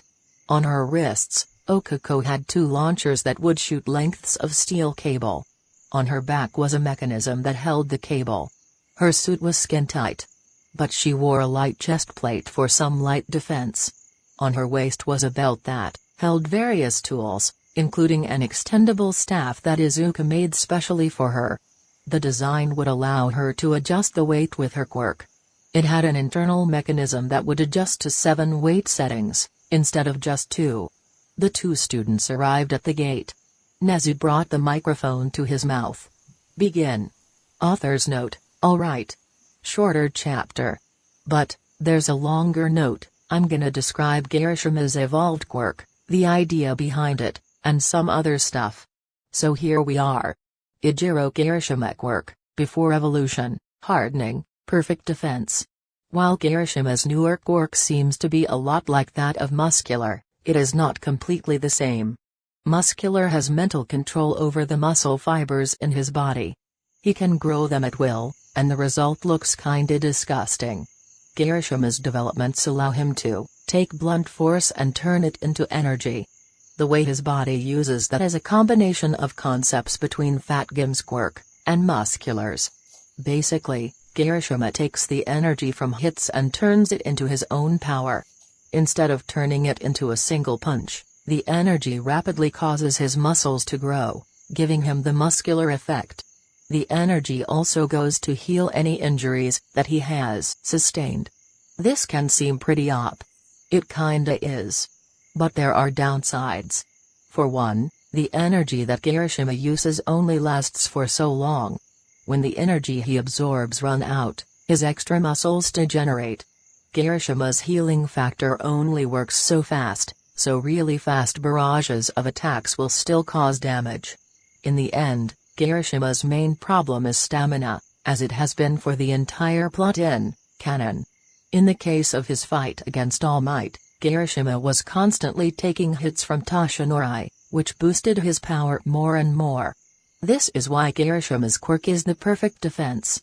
It breaks, then rebuilds itself instantly to be more powerful. It only gets stronger the more damage he takes. Eventually, Kirishima's quirk can time out. Some levels of shock will have an effect on him, and there's always the possibility of Kirishima being exhausted after fighting an enemy, only to have another attack. I feel like this quirk can become pretty OP. But for now, it's just emerged, and Kirishima will have it at its weakest state. At the weakest state, Kirishima will only be able to hold on to his muscle form for 10 minutes. However, he can still use his normal hardened form. With this evolution, he can use it infinitely. So there. Kirishima's upgraded quirk. I know in canon he had the entire Red Riot Unbreakable evolution. But to me, that seemed more of a technique than an evolution. Chapter 44, Evolutions. Author's note, so. This chapter will be the end of midterms. At least the end of chapters that I'm willing to write. Then we're on to a planning chapter and finally the camp. This chapter will also have some evolution for Mirko and Tamura. There will be a stage of further quirk evolution as well, but we'll get into that way later. And even then, it's just for 2 or 3 characters. So. Let's go. Todoroki and Uraraka stepped out onto the testing ground. 13 wasn't there, but there was a force that seemed to pull at them. She's using her quirk to bring us to her. What should we do? Shito hummed. We could make our way around the city and get to the escape gate, or we could attack them. But if we go in, we aren't coming out unless we beat 13. Okako nodded.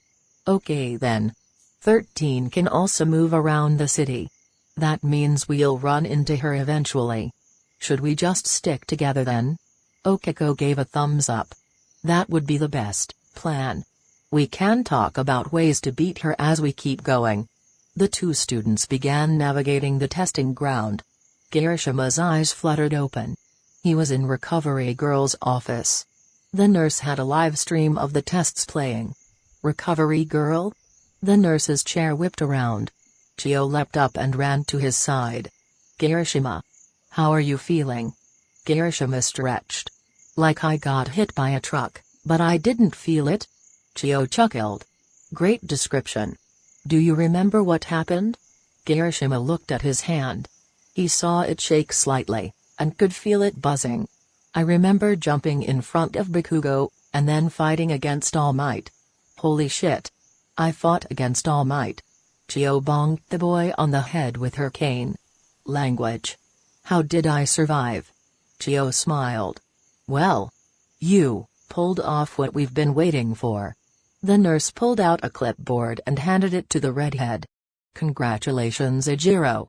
You are the first in your class to pull off a quirk evolution."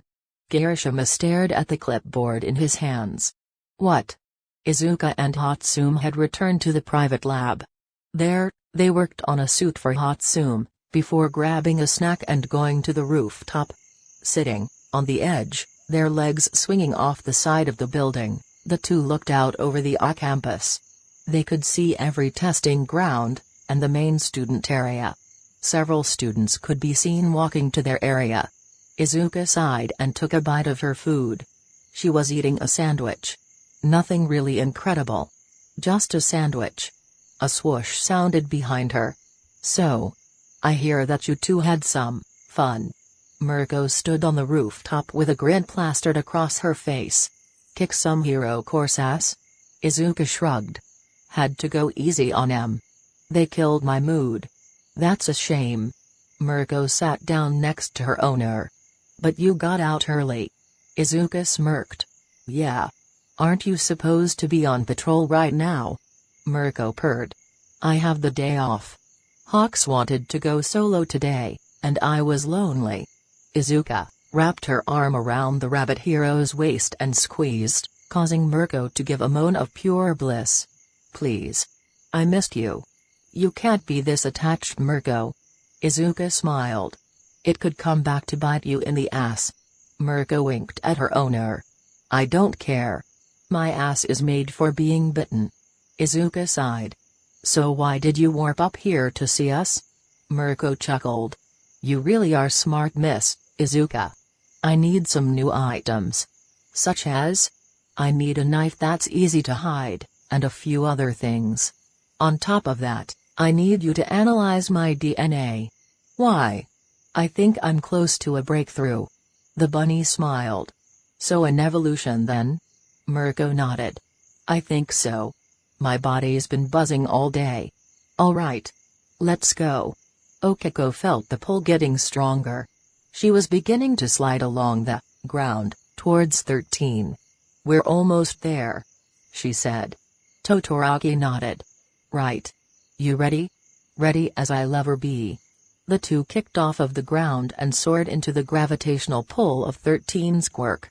They merged into the center of the testing site. 13 had their hands pointed outwards, drawing anything towards them. They noticed Okiko and Todoroki, and pointed their quirk towards the two students. "Welcome, heroes." Okiko negated gravity on herself and launched towards the space hero.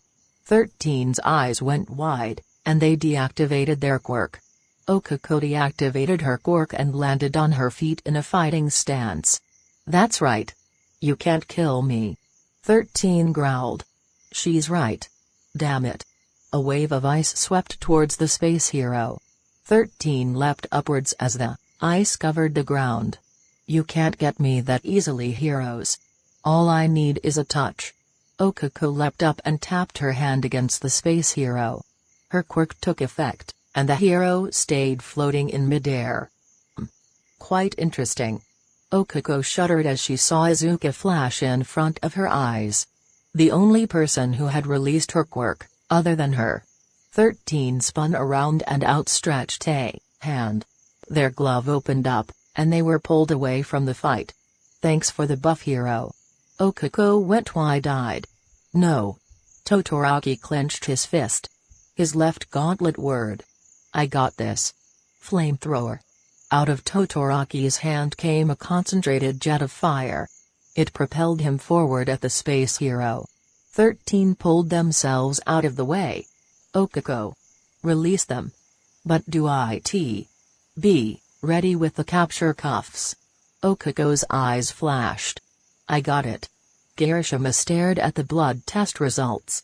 A quirk evolution. His DNA hadn't changed much, but it still had drastic effects on his quirk. "So what exactly does it do?" Chio cleared her throat. "As far as I can tell, you have some sort of shock absorption built into your new quirk. Your cells convert the force of hits into energy, that heals you, as well as boosts your strength." "So, can I test it?" Kirishima raised an eyebrow. Chio motioned for him to test it. Kirishima hardened his arms and punched his left arm. He felt nothing. Suddenly, muscles grew out of his wrist and fixed themselves to his elbow, before hardening over top of his arm. So, this is the strength boost. Chio looked at his arm. Incredible.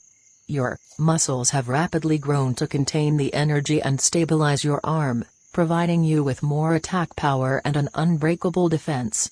Kirishima felt the muscles retract. But it only lasts for so long. What do you want to call it now that it's evolved, Kirishima? The redhead thought for a moment. Perfect defense. Excellent, Izuka. Mirko and Hatsum appeared in the private studio. Izuka closed the door and locked it. You want to do the blood tests, Hatsum? Do I? Of course I do. The girl quickly took a sample of blood and smiled. With a snap of her fingers, she was gone. So what is it like? Feeling that rush of new power? Mirko grimaced. It's cool. Honestly, at first I didn't notice it. But then I brought the staff to their knees. You didn't notice? Yeah. So, what are you doing next? Shigaraki wants me to train with him. That's why I need to see my DNA results. I want to see how close I am to achieving this evolution. Izuka nodded. Most of the people at the League are very close to undergoing a Quirk evolution. He probably wants to increase your power, as well as his. Mirko nodded. That makes more sense. At first I thought he was doing it for me, Izuka chuckled. Shigaraki only does favors for specific people. Otherwise, he needs a reward as well. Mirko nodded. Well, in the way of gadgets and weapons, what else should I use? Well, I can make you the knife. That's useful no matter what quirk you have. But I think you should wait for any other weapons until your evolution. Mirko nodded. Alright then. When will Hatsum get back? In 3, 2, 1. Hatsum warped into the lab with an excited look on her face. So, based on these results, you'll be undergoing an evolution very soon. Like, today or tomorrow soon. Mirko smiled. Thanks. Well then. I'd better get to my training with Shigaraki. You mind working on the knife? Izuka chuckled. We can make that in 10 minutes. Easy peasy. Mirko smiled. If you say so. Alright Hatsum, can you send me back? Hatsum pointed in front of Mirko, and a starry gate opened. The bunny vanished, as did the warp gate. So Hatsum, did you get some good pictures of her cells? The support student grinned. Oh, you have no idea. Her evolution will be really cool. Mirko stepped into a large underground room. Tamura stood in the center. So, we both are almost there. Mirko grinned. So how about we raise the bar? Shigaraki chuckled and straightened out. His vertebrae popped in succession. He flexed his hands. I'd love to. Mirko cracked her knuckles. Then let's dance. Both ran towards each other, excitement in their eyes. Todoroki threw a spear of ice at 13, who dodged out of the way by using black hole. Come on Uraraka.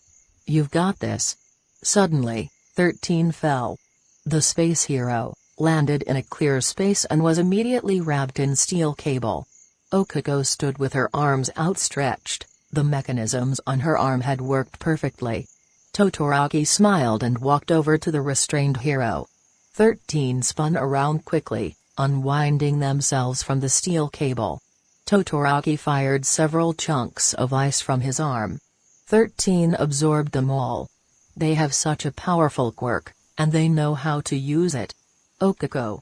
Battle Plan C. Okuko nodded and tapped Todoroki's back with her hands. He immediately felt gravity lose its hold on him. At the same time, he generated an iceberg below him, launching himself skyward. Okuko deactivated her quirk. Todoroki came down in a storm of fire. 13 readied themselves for the attack, but then the fire went out. What are you? Todoroki grinned. Made you look. 13 turned around to see Okuko with 2 massive chunks of ice floating at her side. With a tap of a finger, her cables lodged themselves in the ice. Team move. Ice flail. Okiko reared back and threw her arms forward. The two chunks of ice rushed towards 13, who barely managed to carve a hole in the ice to dodge through. As the space hero escaped the ice, they felt a pressure on their wrist. 13 turned to look at Todoroki, who had just captured her with the handcuffs. The heroes have passed. On to the next fight. Nice job, Okiko. Todoroki smiled. Okiko smiled, before throwing up. Mirko backflipped as Tamura lunged at her shoulder. His fingertips brushed against her arm, accusing her skin to crack. Damn Shigaraki. You're good, the villain grinned. Yeah. You can stop going easy on me now. Mirko grinned and became a blur. Tamura blocked her kick with ease. Fast. As fast as a racerhead. You're stronger than you make other people think. Mirko grinned. You could probably demolish Endeavor in a heartbeat. Tamura chuckled as he blocked another attack. Been training with Namus since the tender age of 6. 14 years now. Huh. You think you could beat Izuka? Tamura cackled loudly. Her? I'd put up a decent fight, but I'd be put in my place real fucking quick. Mirko threw a punch, which hit Tamura in the shoulder. The blow simply bounced off of the villain. Tamura took the chance to sweep Mirko's legs out from under her, but his kick bounced off. Mirko leapt back and fell into a defensive stance. You're fun to spar against. These Namu of yours must be really tough to make you like this. They used to be. But now I'm stronger. Tamura blitzed forward faster than Mirko could perceive. A hand was suddenly on her face. Then Tamura gasped. Hey. You okay? Tamura drew his hand back. His quirk hadn't activated. I think I did it. The man said. His eyes glinted. My skin is tingling, I can feel a switch now. Not only in my hands, but my feet. I can turn it off. Mirko grabbed the man's hand. Her hand was left undamaged. You did it. Tamura's eyes sparkled. I can touch things without the gloves now. Congratulations. Mirko smirked. You wanna call it a day? The villain nodded. Yeah. I want to see the look on Obaro's face when I control it. Go. I'll head back to my office too. The villain walked out of the room. Mirko sighed and walked into a portal that had appeared beside her. She wasn't sure why, but she felt very tired. Izuka yawned as she walked home with Toga. It had been a long day. From taking tests, to giving tests, to then making support items. The couple was tired. Hatsune had headed back to her home early. Now, Toga and Izuka stepped slowly down the sidewalk. They eventually made it to the warp point. From there, they went to the Vanguard base. Mirko's door was closed, with a "Do Not Disturb" sign hanging from it. Izuka and Toga yawned and walked into their room. Izuka had a few things to do before falling asleep. First, she brought out the information Nezu had provided her and inspected it thoroughly. Apparently, Izuka would be stationed, with 2 teachers at all times. I'll need a way to get out of their sight. Izuka looked at the schedule, but decided it was useless.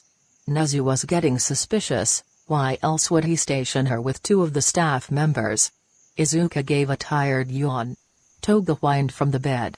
Izuka ah. Toga puffed her cheeks out. Cuddles. Izuka rolled her eyes. Really? What do you mean really? Snuggle me. Izuka smiled and moved to the bed. She crawled in behind Toga and wrapped her arms around the blonde. Toga gave a sigh of contempt and relaxed into her hold. I love you. I love you too. My little vampire. Toga giggled at Izuka's name for her. I'm the vampire. You're the bunny. That's right. Izuka smiled. The scarred girl felt her eyelids close. She drifted to sleep. Izuka and Toga awoke, to the sound of Mirko's shout. They both looked at each other, before leaping out of the bed. Both girls dashed down the hallway to the bunny's room and threw the door open. Bunny. What happened? Mirko sat in the center of her room. Her eyes wide. Her ears were now way longer than they had been. They hung down to her waist. Her legs were fuzzy and gray. Her feet were larger and clawed. Mirko's face had grown cute little whiskers. Her nose twitched repeatedly. What is this? Chapter 45, Shopping is great. Not deadly at all. Author's note, and now we have the next chapter.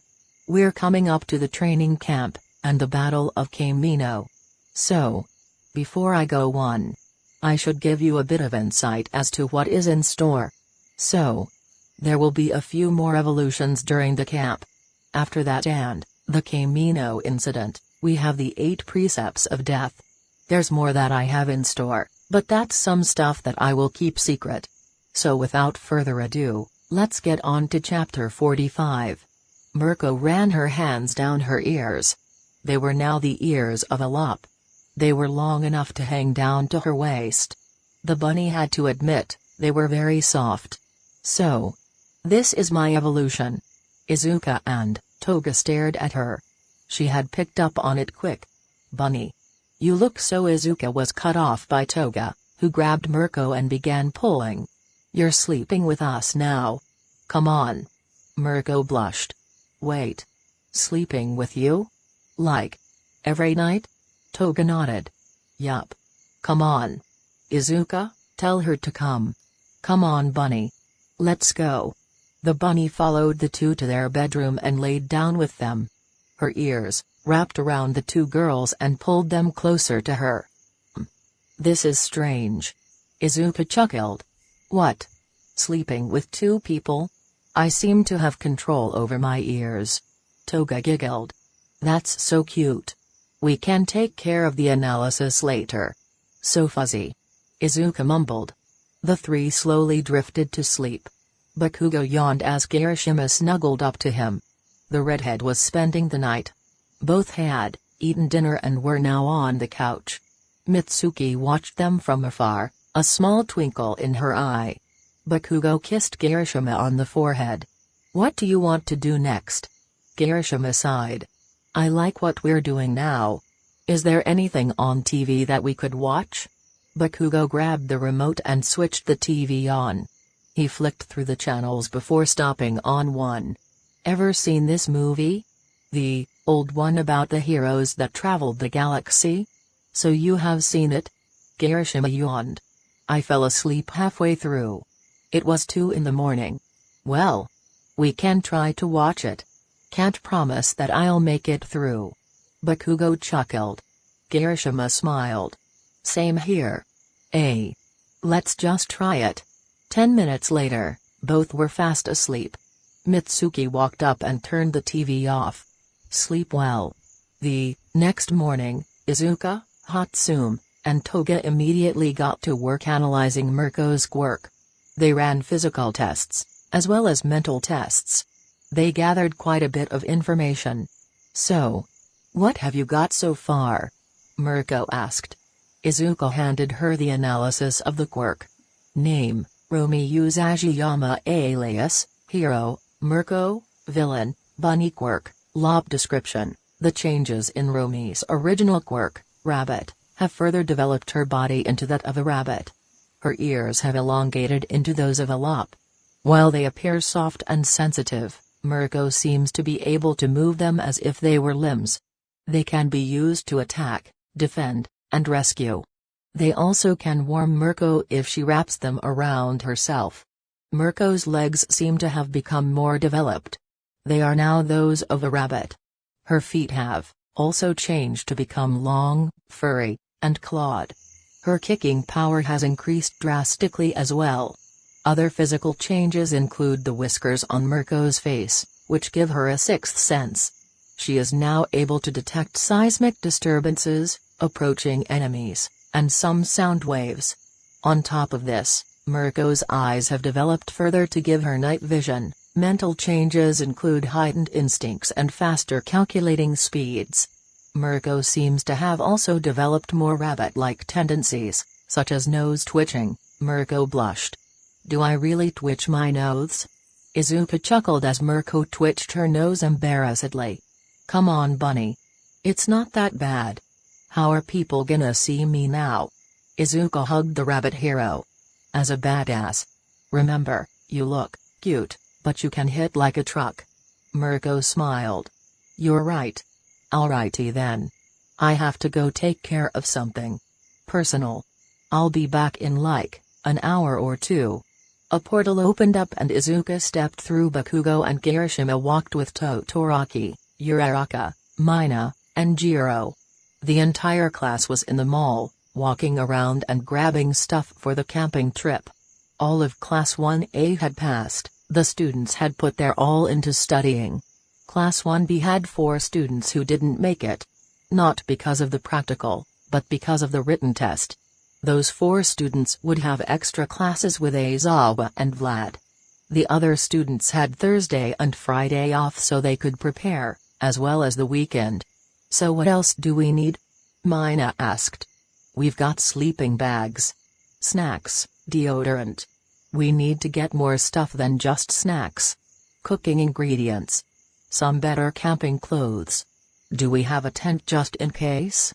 I'll put that down. Don't forget bug spray. Jiro said. We need bug spray. Okiko gave Todoroki a kiss.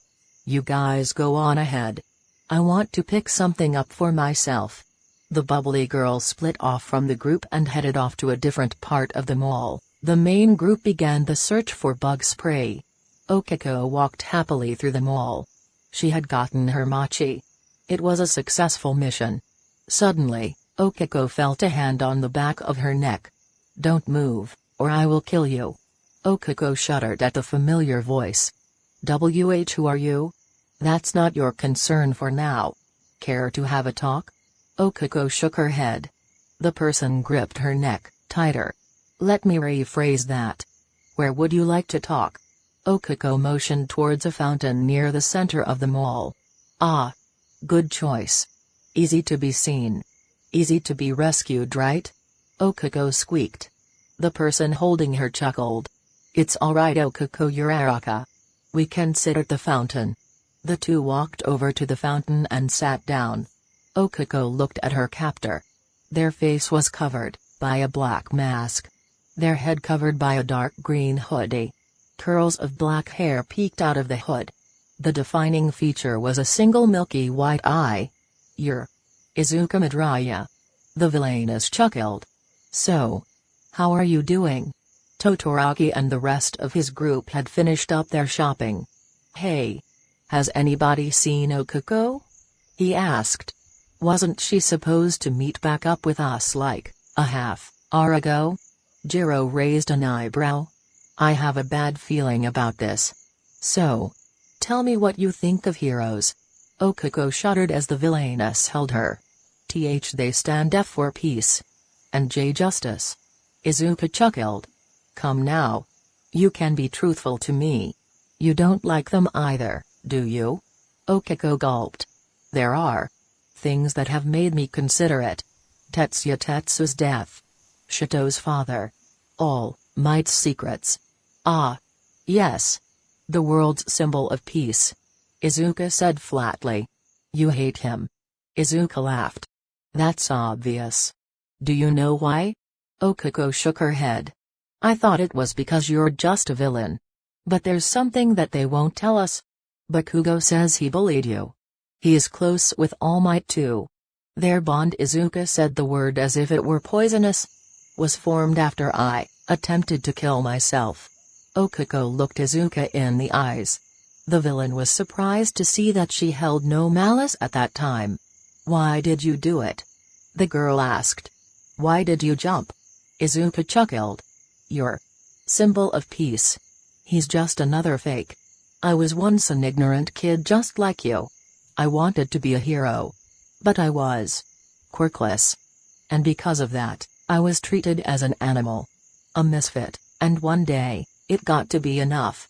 I had one last glimmer of hope in my life. All Might. But that spark was killed when I met him. What did he do? The worst thing he could have done. He said no. Okiko put her hand on Izuka's shoulder. I'm sorry. Izuka chuckled. You have no reason to be sorry. I just want to know now. What do you think of heroes? They're corrupt. Izuka smiled. And what will you do about it, Okako Uraraka? I'll become a hero, and bring change from the inside. Izuka laughed at her response. She saw a head of explosive blonde hair walking through the crowd of people. The scarred girl released Okako from her hold. Why, you are letting me go? One who has proper convictions has no need to fear me. It was nice to talk to you, Okako Uraraka. If you ever want to speak again. Mujutafu. My family's old apartment. Okako watched as the hooded girl stood up and began walking away. Wait. Will you be there then? Izuka lowered her mask and smiled. You'll know what to do when you get there. And with that, Izuka disappeared into the crowd of people. Okako lost her as soon as the mask went back on. Wei Okako. There you are. Bakugo appeared behind her. You were supposed to be back a while ago. We were getting worried. Hey. What happened? Why are you Bakugo? Uraraka said curtly. I want to know everything about your relationship with the #1 hero. Bakugo shivered at the dark tone of the normally happy girl. This could be trouble. Izuka chuckled as she stepped back into the vanguard base. Mirko leapt at her and wrapped her up with her ears. Toga sighed and snuggled up to them as they sat down on their couch. So, how was your personal business? It was great. Toga, make sure to keep Okako Uraraka alive. Toga nodded. She's a good one? She wants things to change, just like us. Mirko purred softly. Ah. Another possible ally. I don't think she'll join us. But we will spare her. Mirko shifted a little, drawing both Toga and Izuka closer. I guess we'll just have to wait. Izuka looked around a bit. By the way, Tetsu hasn't been around for the last few days. What happened? Toga smiled. He's on a mission right now in Australia. He'll be back in time for the camp. Izuka nodded. Good. I look forward to seeing him. Tetsu perched on the edge of a tall building. His mission was to take out a loose end who had escaped to Australia. It was one of the doctors of All for One. They had gone rogue. Now. Where could the little snack be hiding? The sun set as Tetsu launched off of the rooftops. After an hour or two of searching, he found the man he had been looking for. The doctor had 2 bodyguards. One had some type of psychic quirk, the other had an enhancement quirk. Tetsu smiled. They're big. I wonder how much I can drain them. Tetsu leapt down silently into the area. He walked by unassumingly and bumped into a bodyguard. Hey. Watch it, Bella. The man sank to the ground. He was paralyzed by a toxin that Tetsu carried in his belt. What the hell, kid? Why'd you do that? Tetsu smiled at the second bodyguard. Simple. Because that man is my prey. The doctor turned white. Tetsu grinned as his skin became steel.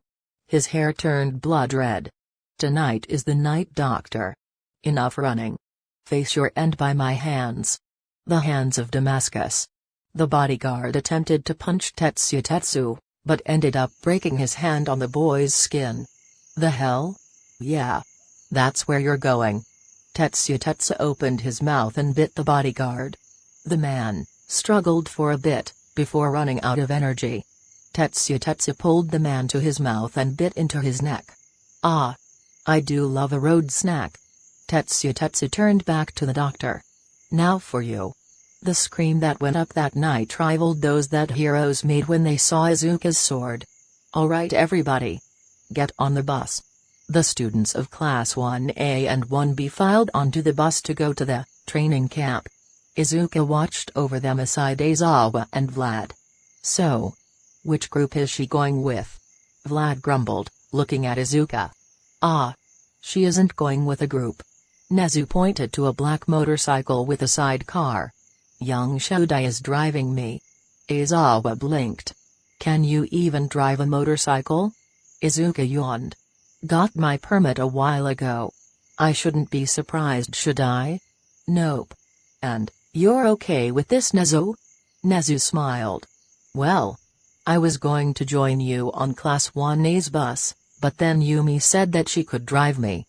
So I took the opportunity to get to know her a little better. Aizawa shuddered and shook Izuka's hand. Thank you so much. The rodent hopped into the sidecar and pulled on a helmet. Izuka waved to the teachers and mounted the bike. Inside the buses, students pointed at Izuka. Hey, isn't that Yumi? What's she doing with the principal? Is this a joke? Nezu grinned at Izuka as she started the bike. Let's go, young Shodai. The two took off towards the training camp. Come on, guys. Sit down, and we'll follow them. Every student sat down quickly. The buses peeled out of the UA parking lot. The black motorcycle zipped along the highway. Nezu attempted to strike a conversation with his driver. So, how are your classes? Really? That's all you got? Nezu shrugged. I'm not good at talking to students. By the way, where'd you learn to drive a motorcycle? The school of none of your business. Nezu chuckled. Well, that was a bit rude, don't you think? Izuka chuckled along with him. Sorry about that. So not much to talk about, huh? Izuka took a left turn. Nope. Not a really interesting person. You interest me. I'm flattered. Izuka smiled. Now, can you tell me a bit more about this camp? The hero courses are training with the wild pussycats. They'll be working on their quirks. Let me guess. Quirk evolution, right? How did you know? Izuka took a right turn. I was at the midterms too. I saw Kirishima. Nezu nodded. Okay. So yes. Quirk evolution. Have you tried evolving your quirk? Izuka asked. Me? No. I have no need for it. Oh? And why is that? Nezu smiled. I'm forbidden from entering combat due to specific circumstances. I can only exercise mentally, but my body is a different story. To evolve my quirk, I'd need to be in some fights. Izuka nodded. Mind telling me about those circumstances? A story for another time. For now, focus on the road. The principal said cheerily. All right. If you say so. Izuka revved the bike more, before tipping back. The two sped up and zoomed towards the training camp location. Author's note, yes, I pulled the motorcycle out of my ass. But I didn't want Izuka to be with the classes. She'd probably kill kids right there. So, there's some stuff with Okako. She won't be a villain, but also, not an enemy of the League. We've also got Mirko's first evolution, and a bit of action from Tetsutetsu. Chapter 46, A Little Girl Who Hates Heroes. Alrighty. The start of the camp. I think the kids with evolutions this time around will be Okako, Shido, and Kaminari. Maybe Jiro as well. The two UA buses parked at the top of a tall cliff. From there, the students could see a great expanse of forest. About 10 kilometers away, a rooftop poked out of the trees. Izuka leaned against the motorcycle she had driven. Nezu stood next to a group of 4 heroes. The wild pussycats smiled as the 40 students filed off of the bus. Toga winked at Izuka as she passed. Izuka smirked. Mandalay stepped forward. Hello everybody. I'm sure that you remember us from the sports festival. The students looked confused. Pixie Bob leapt forward with Tiger and Ragdoll. We're the wild pussycats. The 4 struck a pose. Izuka chuckled a bit, causing Pixie Bob to glare. What's she doing here? Izuka doubled over laughing. You guys are really funny. Aizawa groaned. The students looked confused. Yeah. What is she doing here? The support course is here too? Aizawa shook his head. She's technically in the hero course. Since she doesn't have a quirk, our class isn't suited for her. But that's not the reason she's here. Nezu brought her. We needed an extra line of defense, just in case, okay? The pussycat sighed. Well, if she's here, she can take part in the exercises. The hero students suddenly smiled demonically. except for about half of Class 1A. Izuka shrugged. Fine, by me. Mandalay clapped her hands. Good. With that out of the way, if you look down the mountain, you'll see the camp located there. Bakugo flexed his hands. He knew what was coming. Kirishima, Okiko, Mina, and Shito noticed as well. Jiro felt their heartbeats quicken, and readied herself. Ida walked towards the bus. Alright, everybody back on. The Izuka stood before him.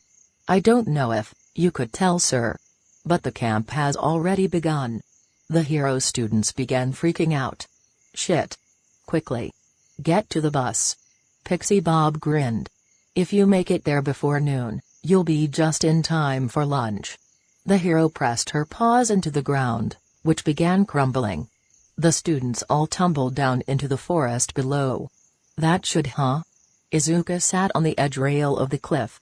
Wow, Pixie Bob. That was overkill. Get down there and go. Alright.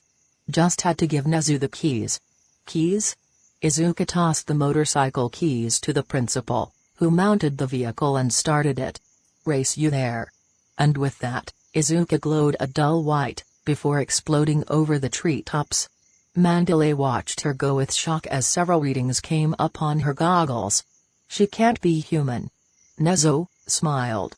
She isn't. She's ascended. The rodent sped off down the road towards the camp. Bakugo blasted through a beast made completely of dirt clods. Damn, this is a beast's forest. Kirishima grinned and hardened up, before body slamming a beast into oblivion. Well, we can only push ahead. Okiko nullified gravity on a beast and hurled it into the sky. If we don't make it in time, we won't get lunch. Todoroki froze a beast in a giant spire of ice. Let's move. Mina and Jiro both destroyed beasts on their own before dashing along as well. A certain girl with green hair and a frog tongue watched them. Tsa reached into her pocket and pulled out a black sailor's cap. My turn. My day is today. The students behind her were in shock as she disappeared. Tsa had never shown her camouflage skill to her classmates. She had trained herself to hold it for 3 hours without rest. With a kick that broke the earth beneath her feet, Tsa launched after the lead group. Izuka arrived at the campground with Toga after 5 minutes. Nobody else was there yet, so it seemed. The two sat down next to the main building as a motorcycle drove up. So you did beat me here. Ah. Young, Yuko as well. The pussycats are certainly in for a surprise. Nezu said. How did you even drive that? Toga asked. The shoes I wear can extend. That's only this pair though. The others are just normal shoes. Ah. I see. Toga giggled. That makes sense. Nezu smiled sweetly. I'm glad somebody understands. The buses pulled into the driveway. How did you get here so fast? We could have gone faster. Izuka yawned. Toga chuckled. Besides, we can help you unload all of the camp stuff. The hero group and the two students began working together to bring in the camping supplies. The pussycats noticed that Shinama and Yumi didn't bring much of anything. You guys gonna be good for food and stuff? Izuka shrugged. I don't eat much. I'll be fine. Same here. The pro-heroes gave them a worried look. You sure? The stuff that you brought would only last a normal person a day. Izuka rolled her eyes. You all need to stop worrying so much. Pixie Bob grabbed the girl by her wrist. No. You two need to sit down and talk to us. This amount of food normally signals an eating disorder. Please, we just want to make sure that you're okay. Izuka huffed. How about we finish bringing the stuff in? Then we can talk. The hero bit her lip. Okay. Fine. But we will be talking about this. Nezu, I hope you will join us in this talk. Nezu nodded. I will. Alright. Let's get the rest of the stuff in here. Bakugo tore through another line of dirt beasts with Black Whip.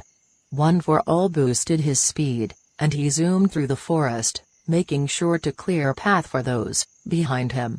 Kirishima surprisingly kept up. He smashed through everything that got in his way. So Katsuki. You think we'll be the first ones there? Bakugo grinned. Doubt it. But we'll see. A little ways behind them, Okiko carved through the forest with Shadow. The two used combo attacks to light the beasts up and throw them into the sky. The resulting explosions looked like fireworks. Bakugo and Kirishima have the lead. So? I'm with you.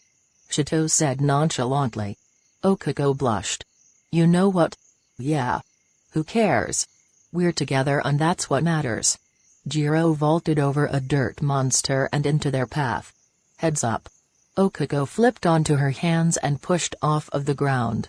The dirt monster leapt over top of her trajectory and was frozen by Todoroki. Okiko passed through the frozen beast, shattering it. Hey. Thanks. Mina skated by with a grin.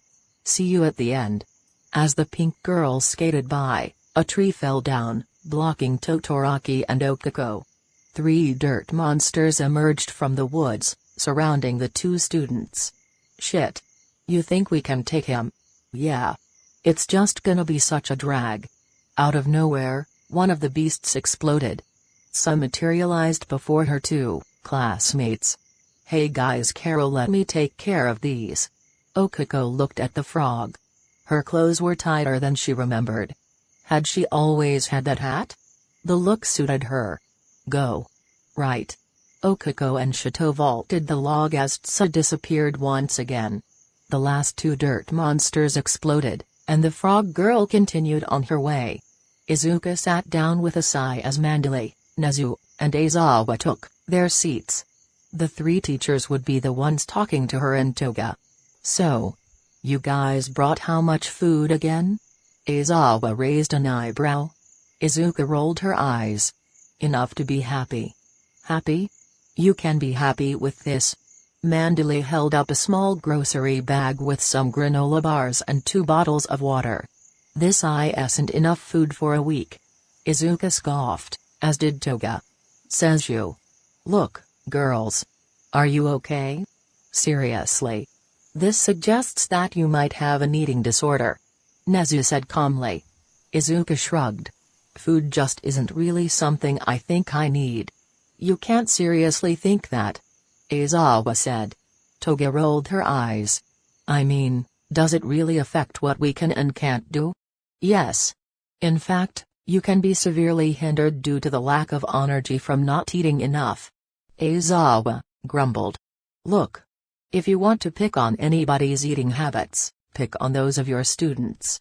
We made it here faster than you did, and you were on vehicles. If you really think we need to eat more, then we will. I'll just call Hatsum to warp us some extra food. The 3 adults discussed it for a while. Okay. We don't necessarily think it's the greatest idea. But we will settle on that for now.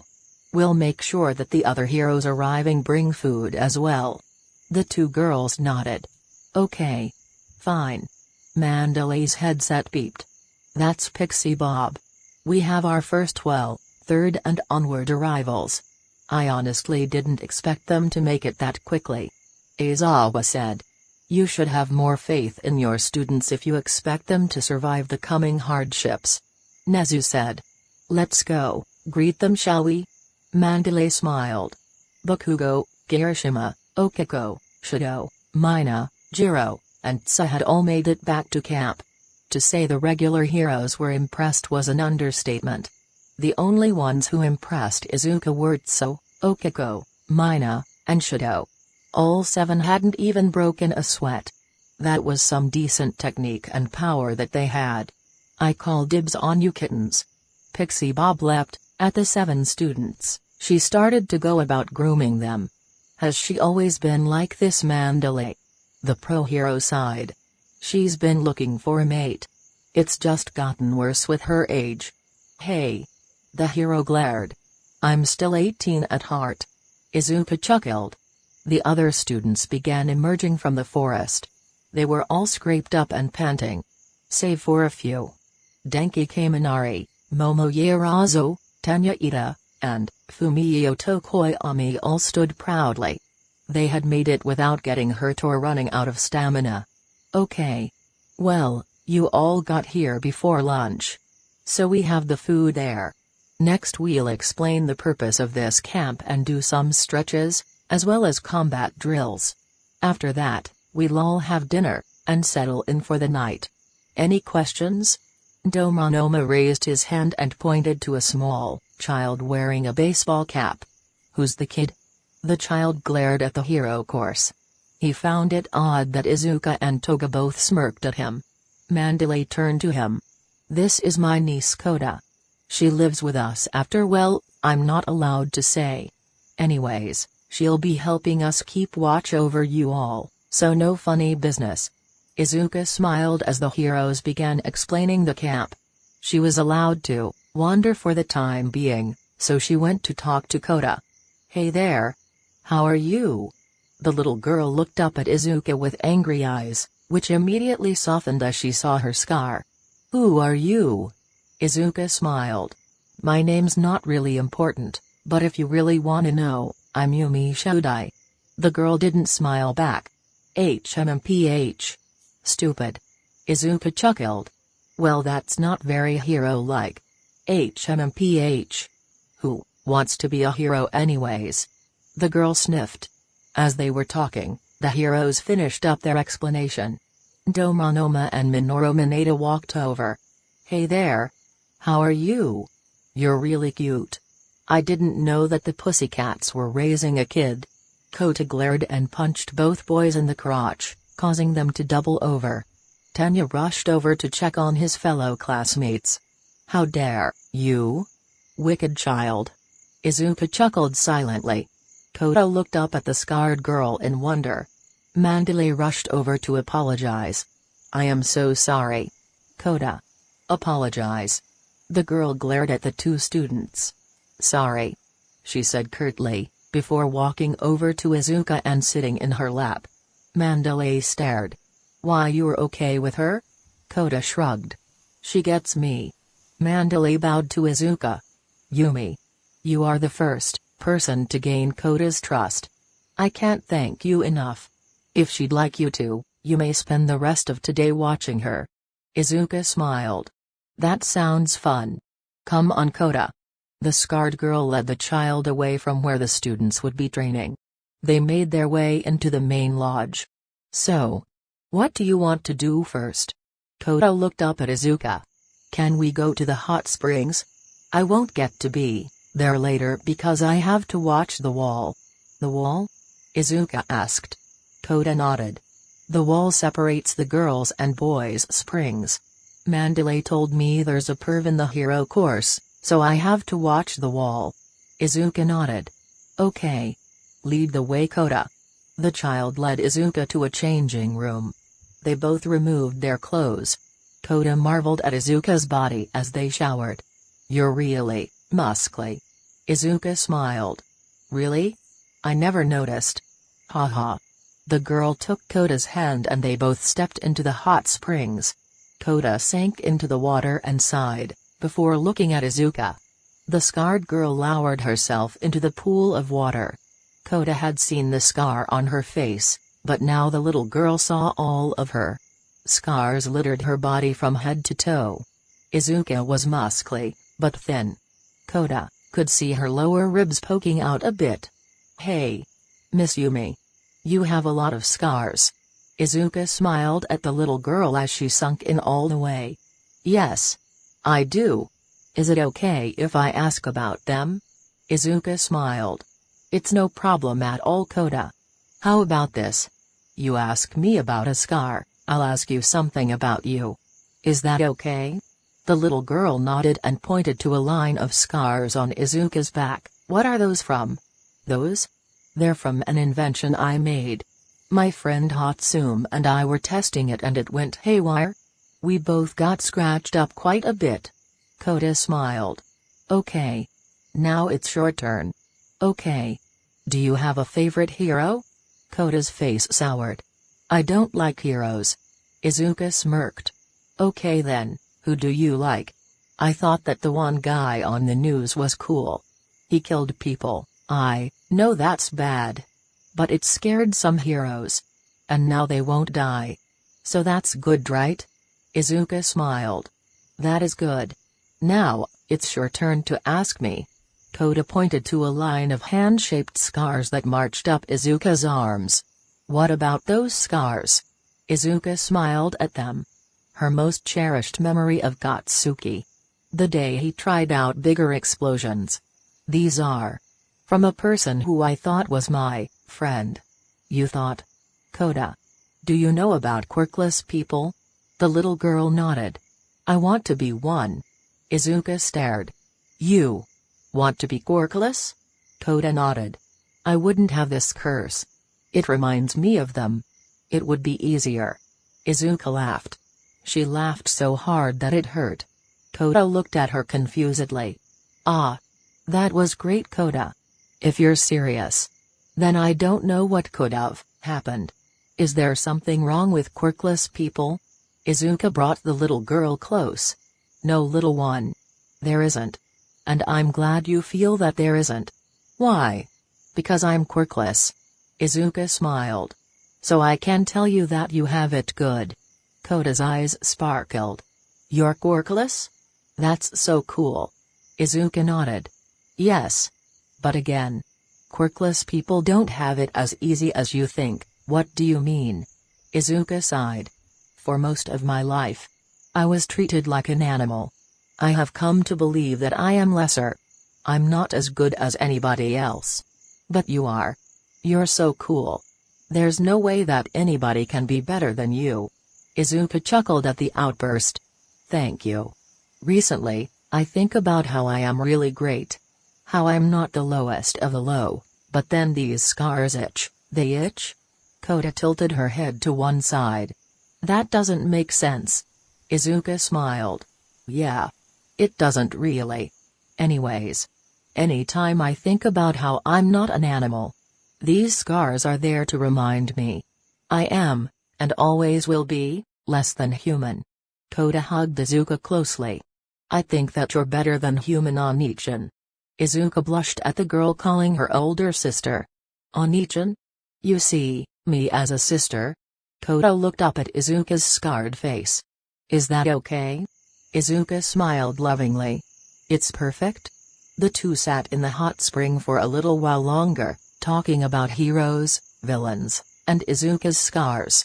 After a while, they both got up and dried off, before returning to Mandalay. Did you two have a good time? We went to the hot spring. I thought that I should do some training, before dinner. Izuka said. Do you want to watch me, Kota? Sure. Mandalay smiled as the little girl followed Izuka over to a test dummy. Izuka showed Kota how to do a proper punch and kick. It's good to see her finally warming up to someone.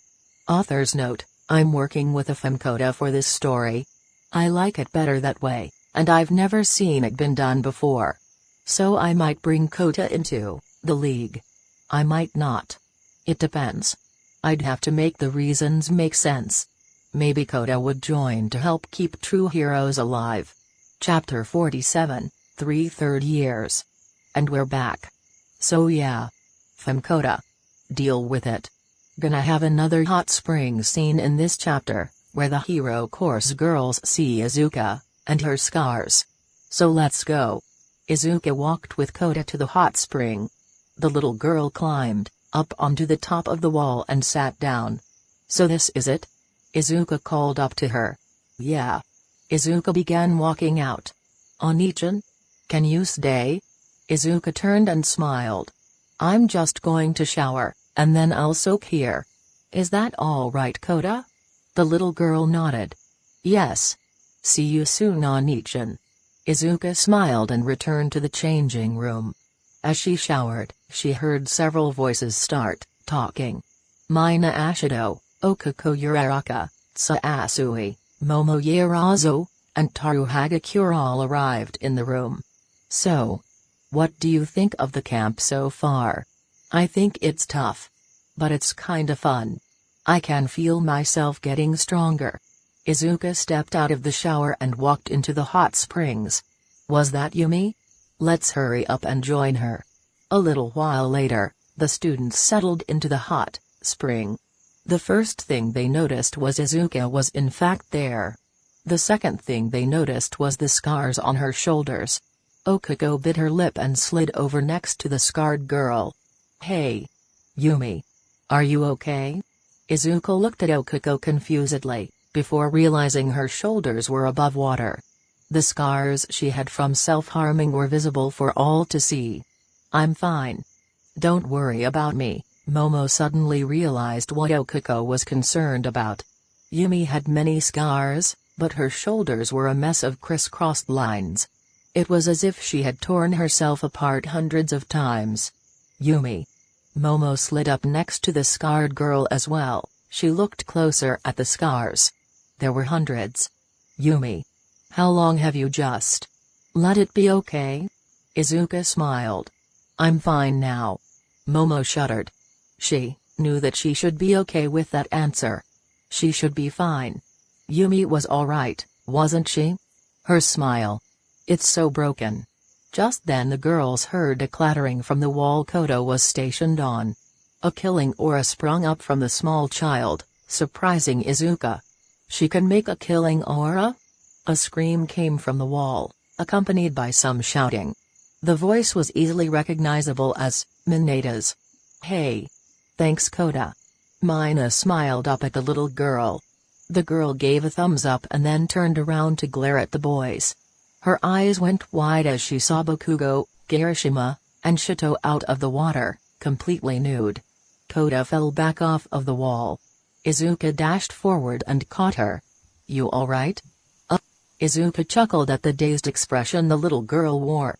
"You saw them, naked didn't you?" Kota's face turned beet red, steam came out of her ears. All of the girls giggled, except for Mina who was busy staring at the scars that littered the girl's body. Namely the hand-shaped scars on her arms. Why are those familiar? Well then. It's getting late. I'm gonna head to bed anyway, come on Kota. Izuka set the little girl down. Kota followed her out of the hot springs. 10 minutes later, everybody was in bed. At around 11:30, Izuka heard a knock on her door. "Who is it?" "Oni-chan? I had a nightmare." Izuka opened the door. The little girl looked up at her innocently. "Do you want to talk about it?" Kota shook her head. "Can I just sleep here?" Izuka yawned. "Is your auntie okay with it?" "I told her that I wanted to see you and she said it was fine." Izuka let the little girl into her camp room. "Just so you know, my girlfriend is here too." "Girlfriend? Like, you love her? But you're a girl." Izuka shrugged. "Love is love." Kota's eyes fell upon Toga, who was in her disguised form. She crawled in hesitantly, but then Izuka crawled into the bed next to her. Kota could feel Izuka's heartbeat through her chest. For some reason, it was perfectly synced with the heartbeat of Toga. "Good night Oni-chan." "Good night Kota." The next morning, Mandalay hugged Kota tightly. She then proceeded to offer Izuka some breakfast, and gave her a seat next to herself and the little girl. "Kota's taken a liking to you." Izuka simply nodded as a response. "The other heroes will be here soon. Will you spar with them?" Nezu butted into the conversation. "Actually, young Shodai will be teaching with the big three." Izuka raised her eyebrow. "Miro Tagata, Nejire Hado, and Tamaki Amajiki. The top 3 students in UA's hero course. I wonder when they'll get here." "Heya. How you doing?" And there they are. 3 students walked up to the dining table, each held a suitcase with a hero suit inside. One had periwinkle hair, the second had dark blue hair, and the third had shining blonde hair. It reminded Izuka of All Might so much that she almost threw up. God. That's awful. "Hello Mario." "Hello to you as well Nejire and Tamaki. Did you enjoy the ride here?" Nezu asked. "Ride? We ran here," Mirio said. "It's an excellent way to warm up." Izuka smiled. "Maybe these 3 will be fun after all. So what are we doing first?" Nejire smiled. "Just patrol? Or some Sparring maybe? Aizawa walked up to the three students. You three and Shodai will be teaching the class for the first half of the day. We get to teach? Awesome. Mirko grinned. Aizawa looked at the three third years. Alright then. We'll be starting in 10 minutes. Be ready. Yes, sir. Izuka watched as Aizawa began talking to Class 1A and 1B. She walked over to the area they would work in, and began stretching. After 2 minutes, Mirko, Tamaki, and Neji arrived in their hero costumes. Okay. Let's get started. Mirko cheered. The hero students looked at the group of 4 as if they each had 3 heads. Sensei. These are the ones training us? For the first half of the day, yes. Aizawa said. We'll use the time to monitor your progress. Both classes will be sparring against the 4 you see in front of you. Oh, this should be fun. Monoma grinned, cracking his knuckles. Most of the hero course had the exact same thought. The competent students had a different thought. This is gonna be hell. Alright. How do we start? Mirko pondered. Oh, I know. Both classes versus us. Mirko. Tamaki mumbled. I don't think we can beat all of them. Sure we can. Izuka butted in, piece of cake. Oh yeah. We've got his girl. Neji piped. Wait. Who are you again? Yumi Shodai. Izuka smiled. Nice to meet you. Nice to meet you too. Neji bubbled. I'm Neji Hato. My quirk is wave motion. What's your quirk? Izuka grinned. I don't have one. The 3 stared. Mirko grinned even wider. That's so cool. You must be really strong. Izuka winked. You'll see, alright. Like I said. All of you against us. After that, we'll move on to some different types of training. The 40 students cracked their knuckles and got into a ready stance. Mirko ran forward, only to fall through the ground. What? Where'd he go? Did you see where the blonde guy went? Jiro went wide-eyed. Everybody watch out. Mirko popped up and punched a student in the stomach, before disappearing yet again. Izuka smiled at the display. Well, you too? We can't let him have all the fun. Right. Neji leapt up and began flying. Tamaki grew wings from his back. His arms turned into tentacles. Chimeric form, fury. Both began fighting with the 40 students. Izuka rushed forward and down 3 first years with quick jabs. As the battle went on, it became clear who was better at what. Okuko and Tsu faced off against Neji in midair. Shido and Kirishima fought against Mirko. Tokoyami, Ida, and Kaminari fought against Tamaki. Izuka fought Bakugo, Mina, and Jiro simultaneously. Hey. You guys are pretty good. Mirko grinned. I'm barely landing my hits on him. Kirishima grit his teeth. He knows his quirk. Neji giggled with joy as Okuko and Tsu did their best against her. Mirko's right. You guys are fun. Tamaki was shuddering as he fought. I'm not hurting you guys, am I? Izuka grinned. Oh, I'd love to fight these 3. They're good. Hey you guys. Is this all you got? Izuka laughed at Bakugo, Mina, and Jiro. No way. Orange sparks flickered around Bakugo, before turning into a raging storm of lightning. 15%. Bakugo took off. Izuka easily matched his speed. They fought back and forth, never landing a hit on each other. As they fought, Mina and Jiro began destroying the terrain. Hey. Nice strategy you two. Izuka appeared behind him and knocked them to the ground. But why don't you cut it out? Izuka was immediately wrapped in Black Whip and yanked to Bakugo, who delivered a punch to the stomach. Damn. I almost felt that one. Izuka broke out of Black Whip and grabbed Bakugo's shoulders. The girl flipped over him before whirling him over her head and smashing him into the ground. Meanwhile, Mirko was dodging the attacks of Shido and Kirishima. Kirishima grunted as Shido was knocked out. Damn it. What's the matter, muscles? Mirko taunted. Can't fight alone?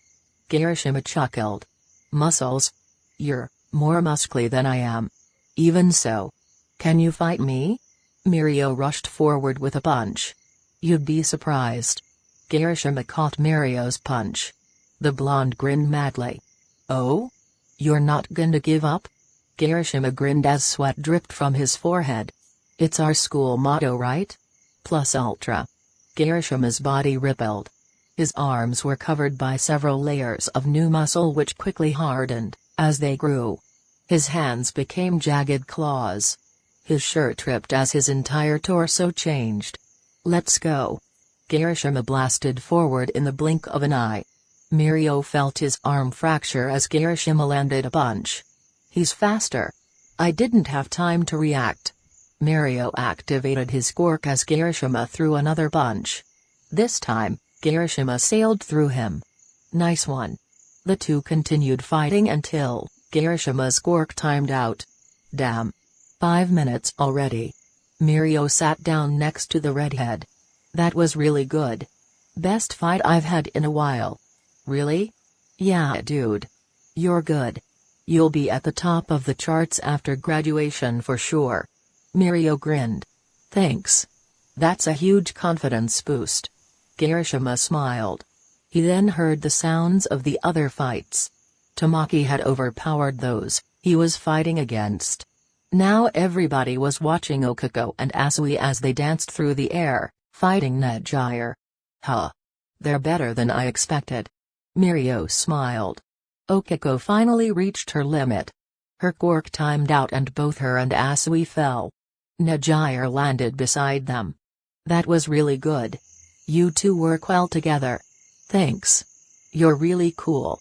Okiko said. Now. Is that everyone? Oop. Looks like Yumi's still fighting. Those who had finished fighting watched as Bakugo pushed himself to 20%, his lighting becoming a storm as he fought against Izuka. Damn. That kid's a force of nature. Nezu bubbled. I'd have a hard time against him. Mirko grinned as Bakugo and Izuka fought. I think I'd be able to take him. He analyzes people well though.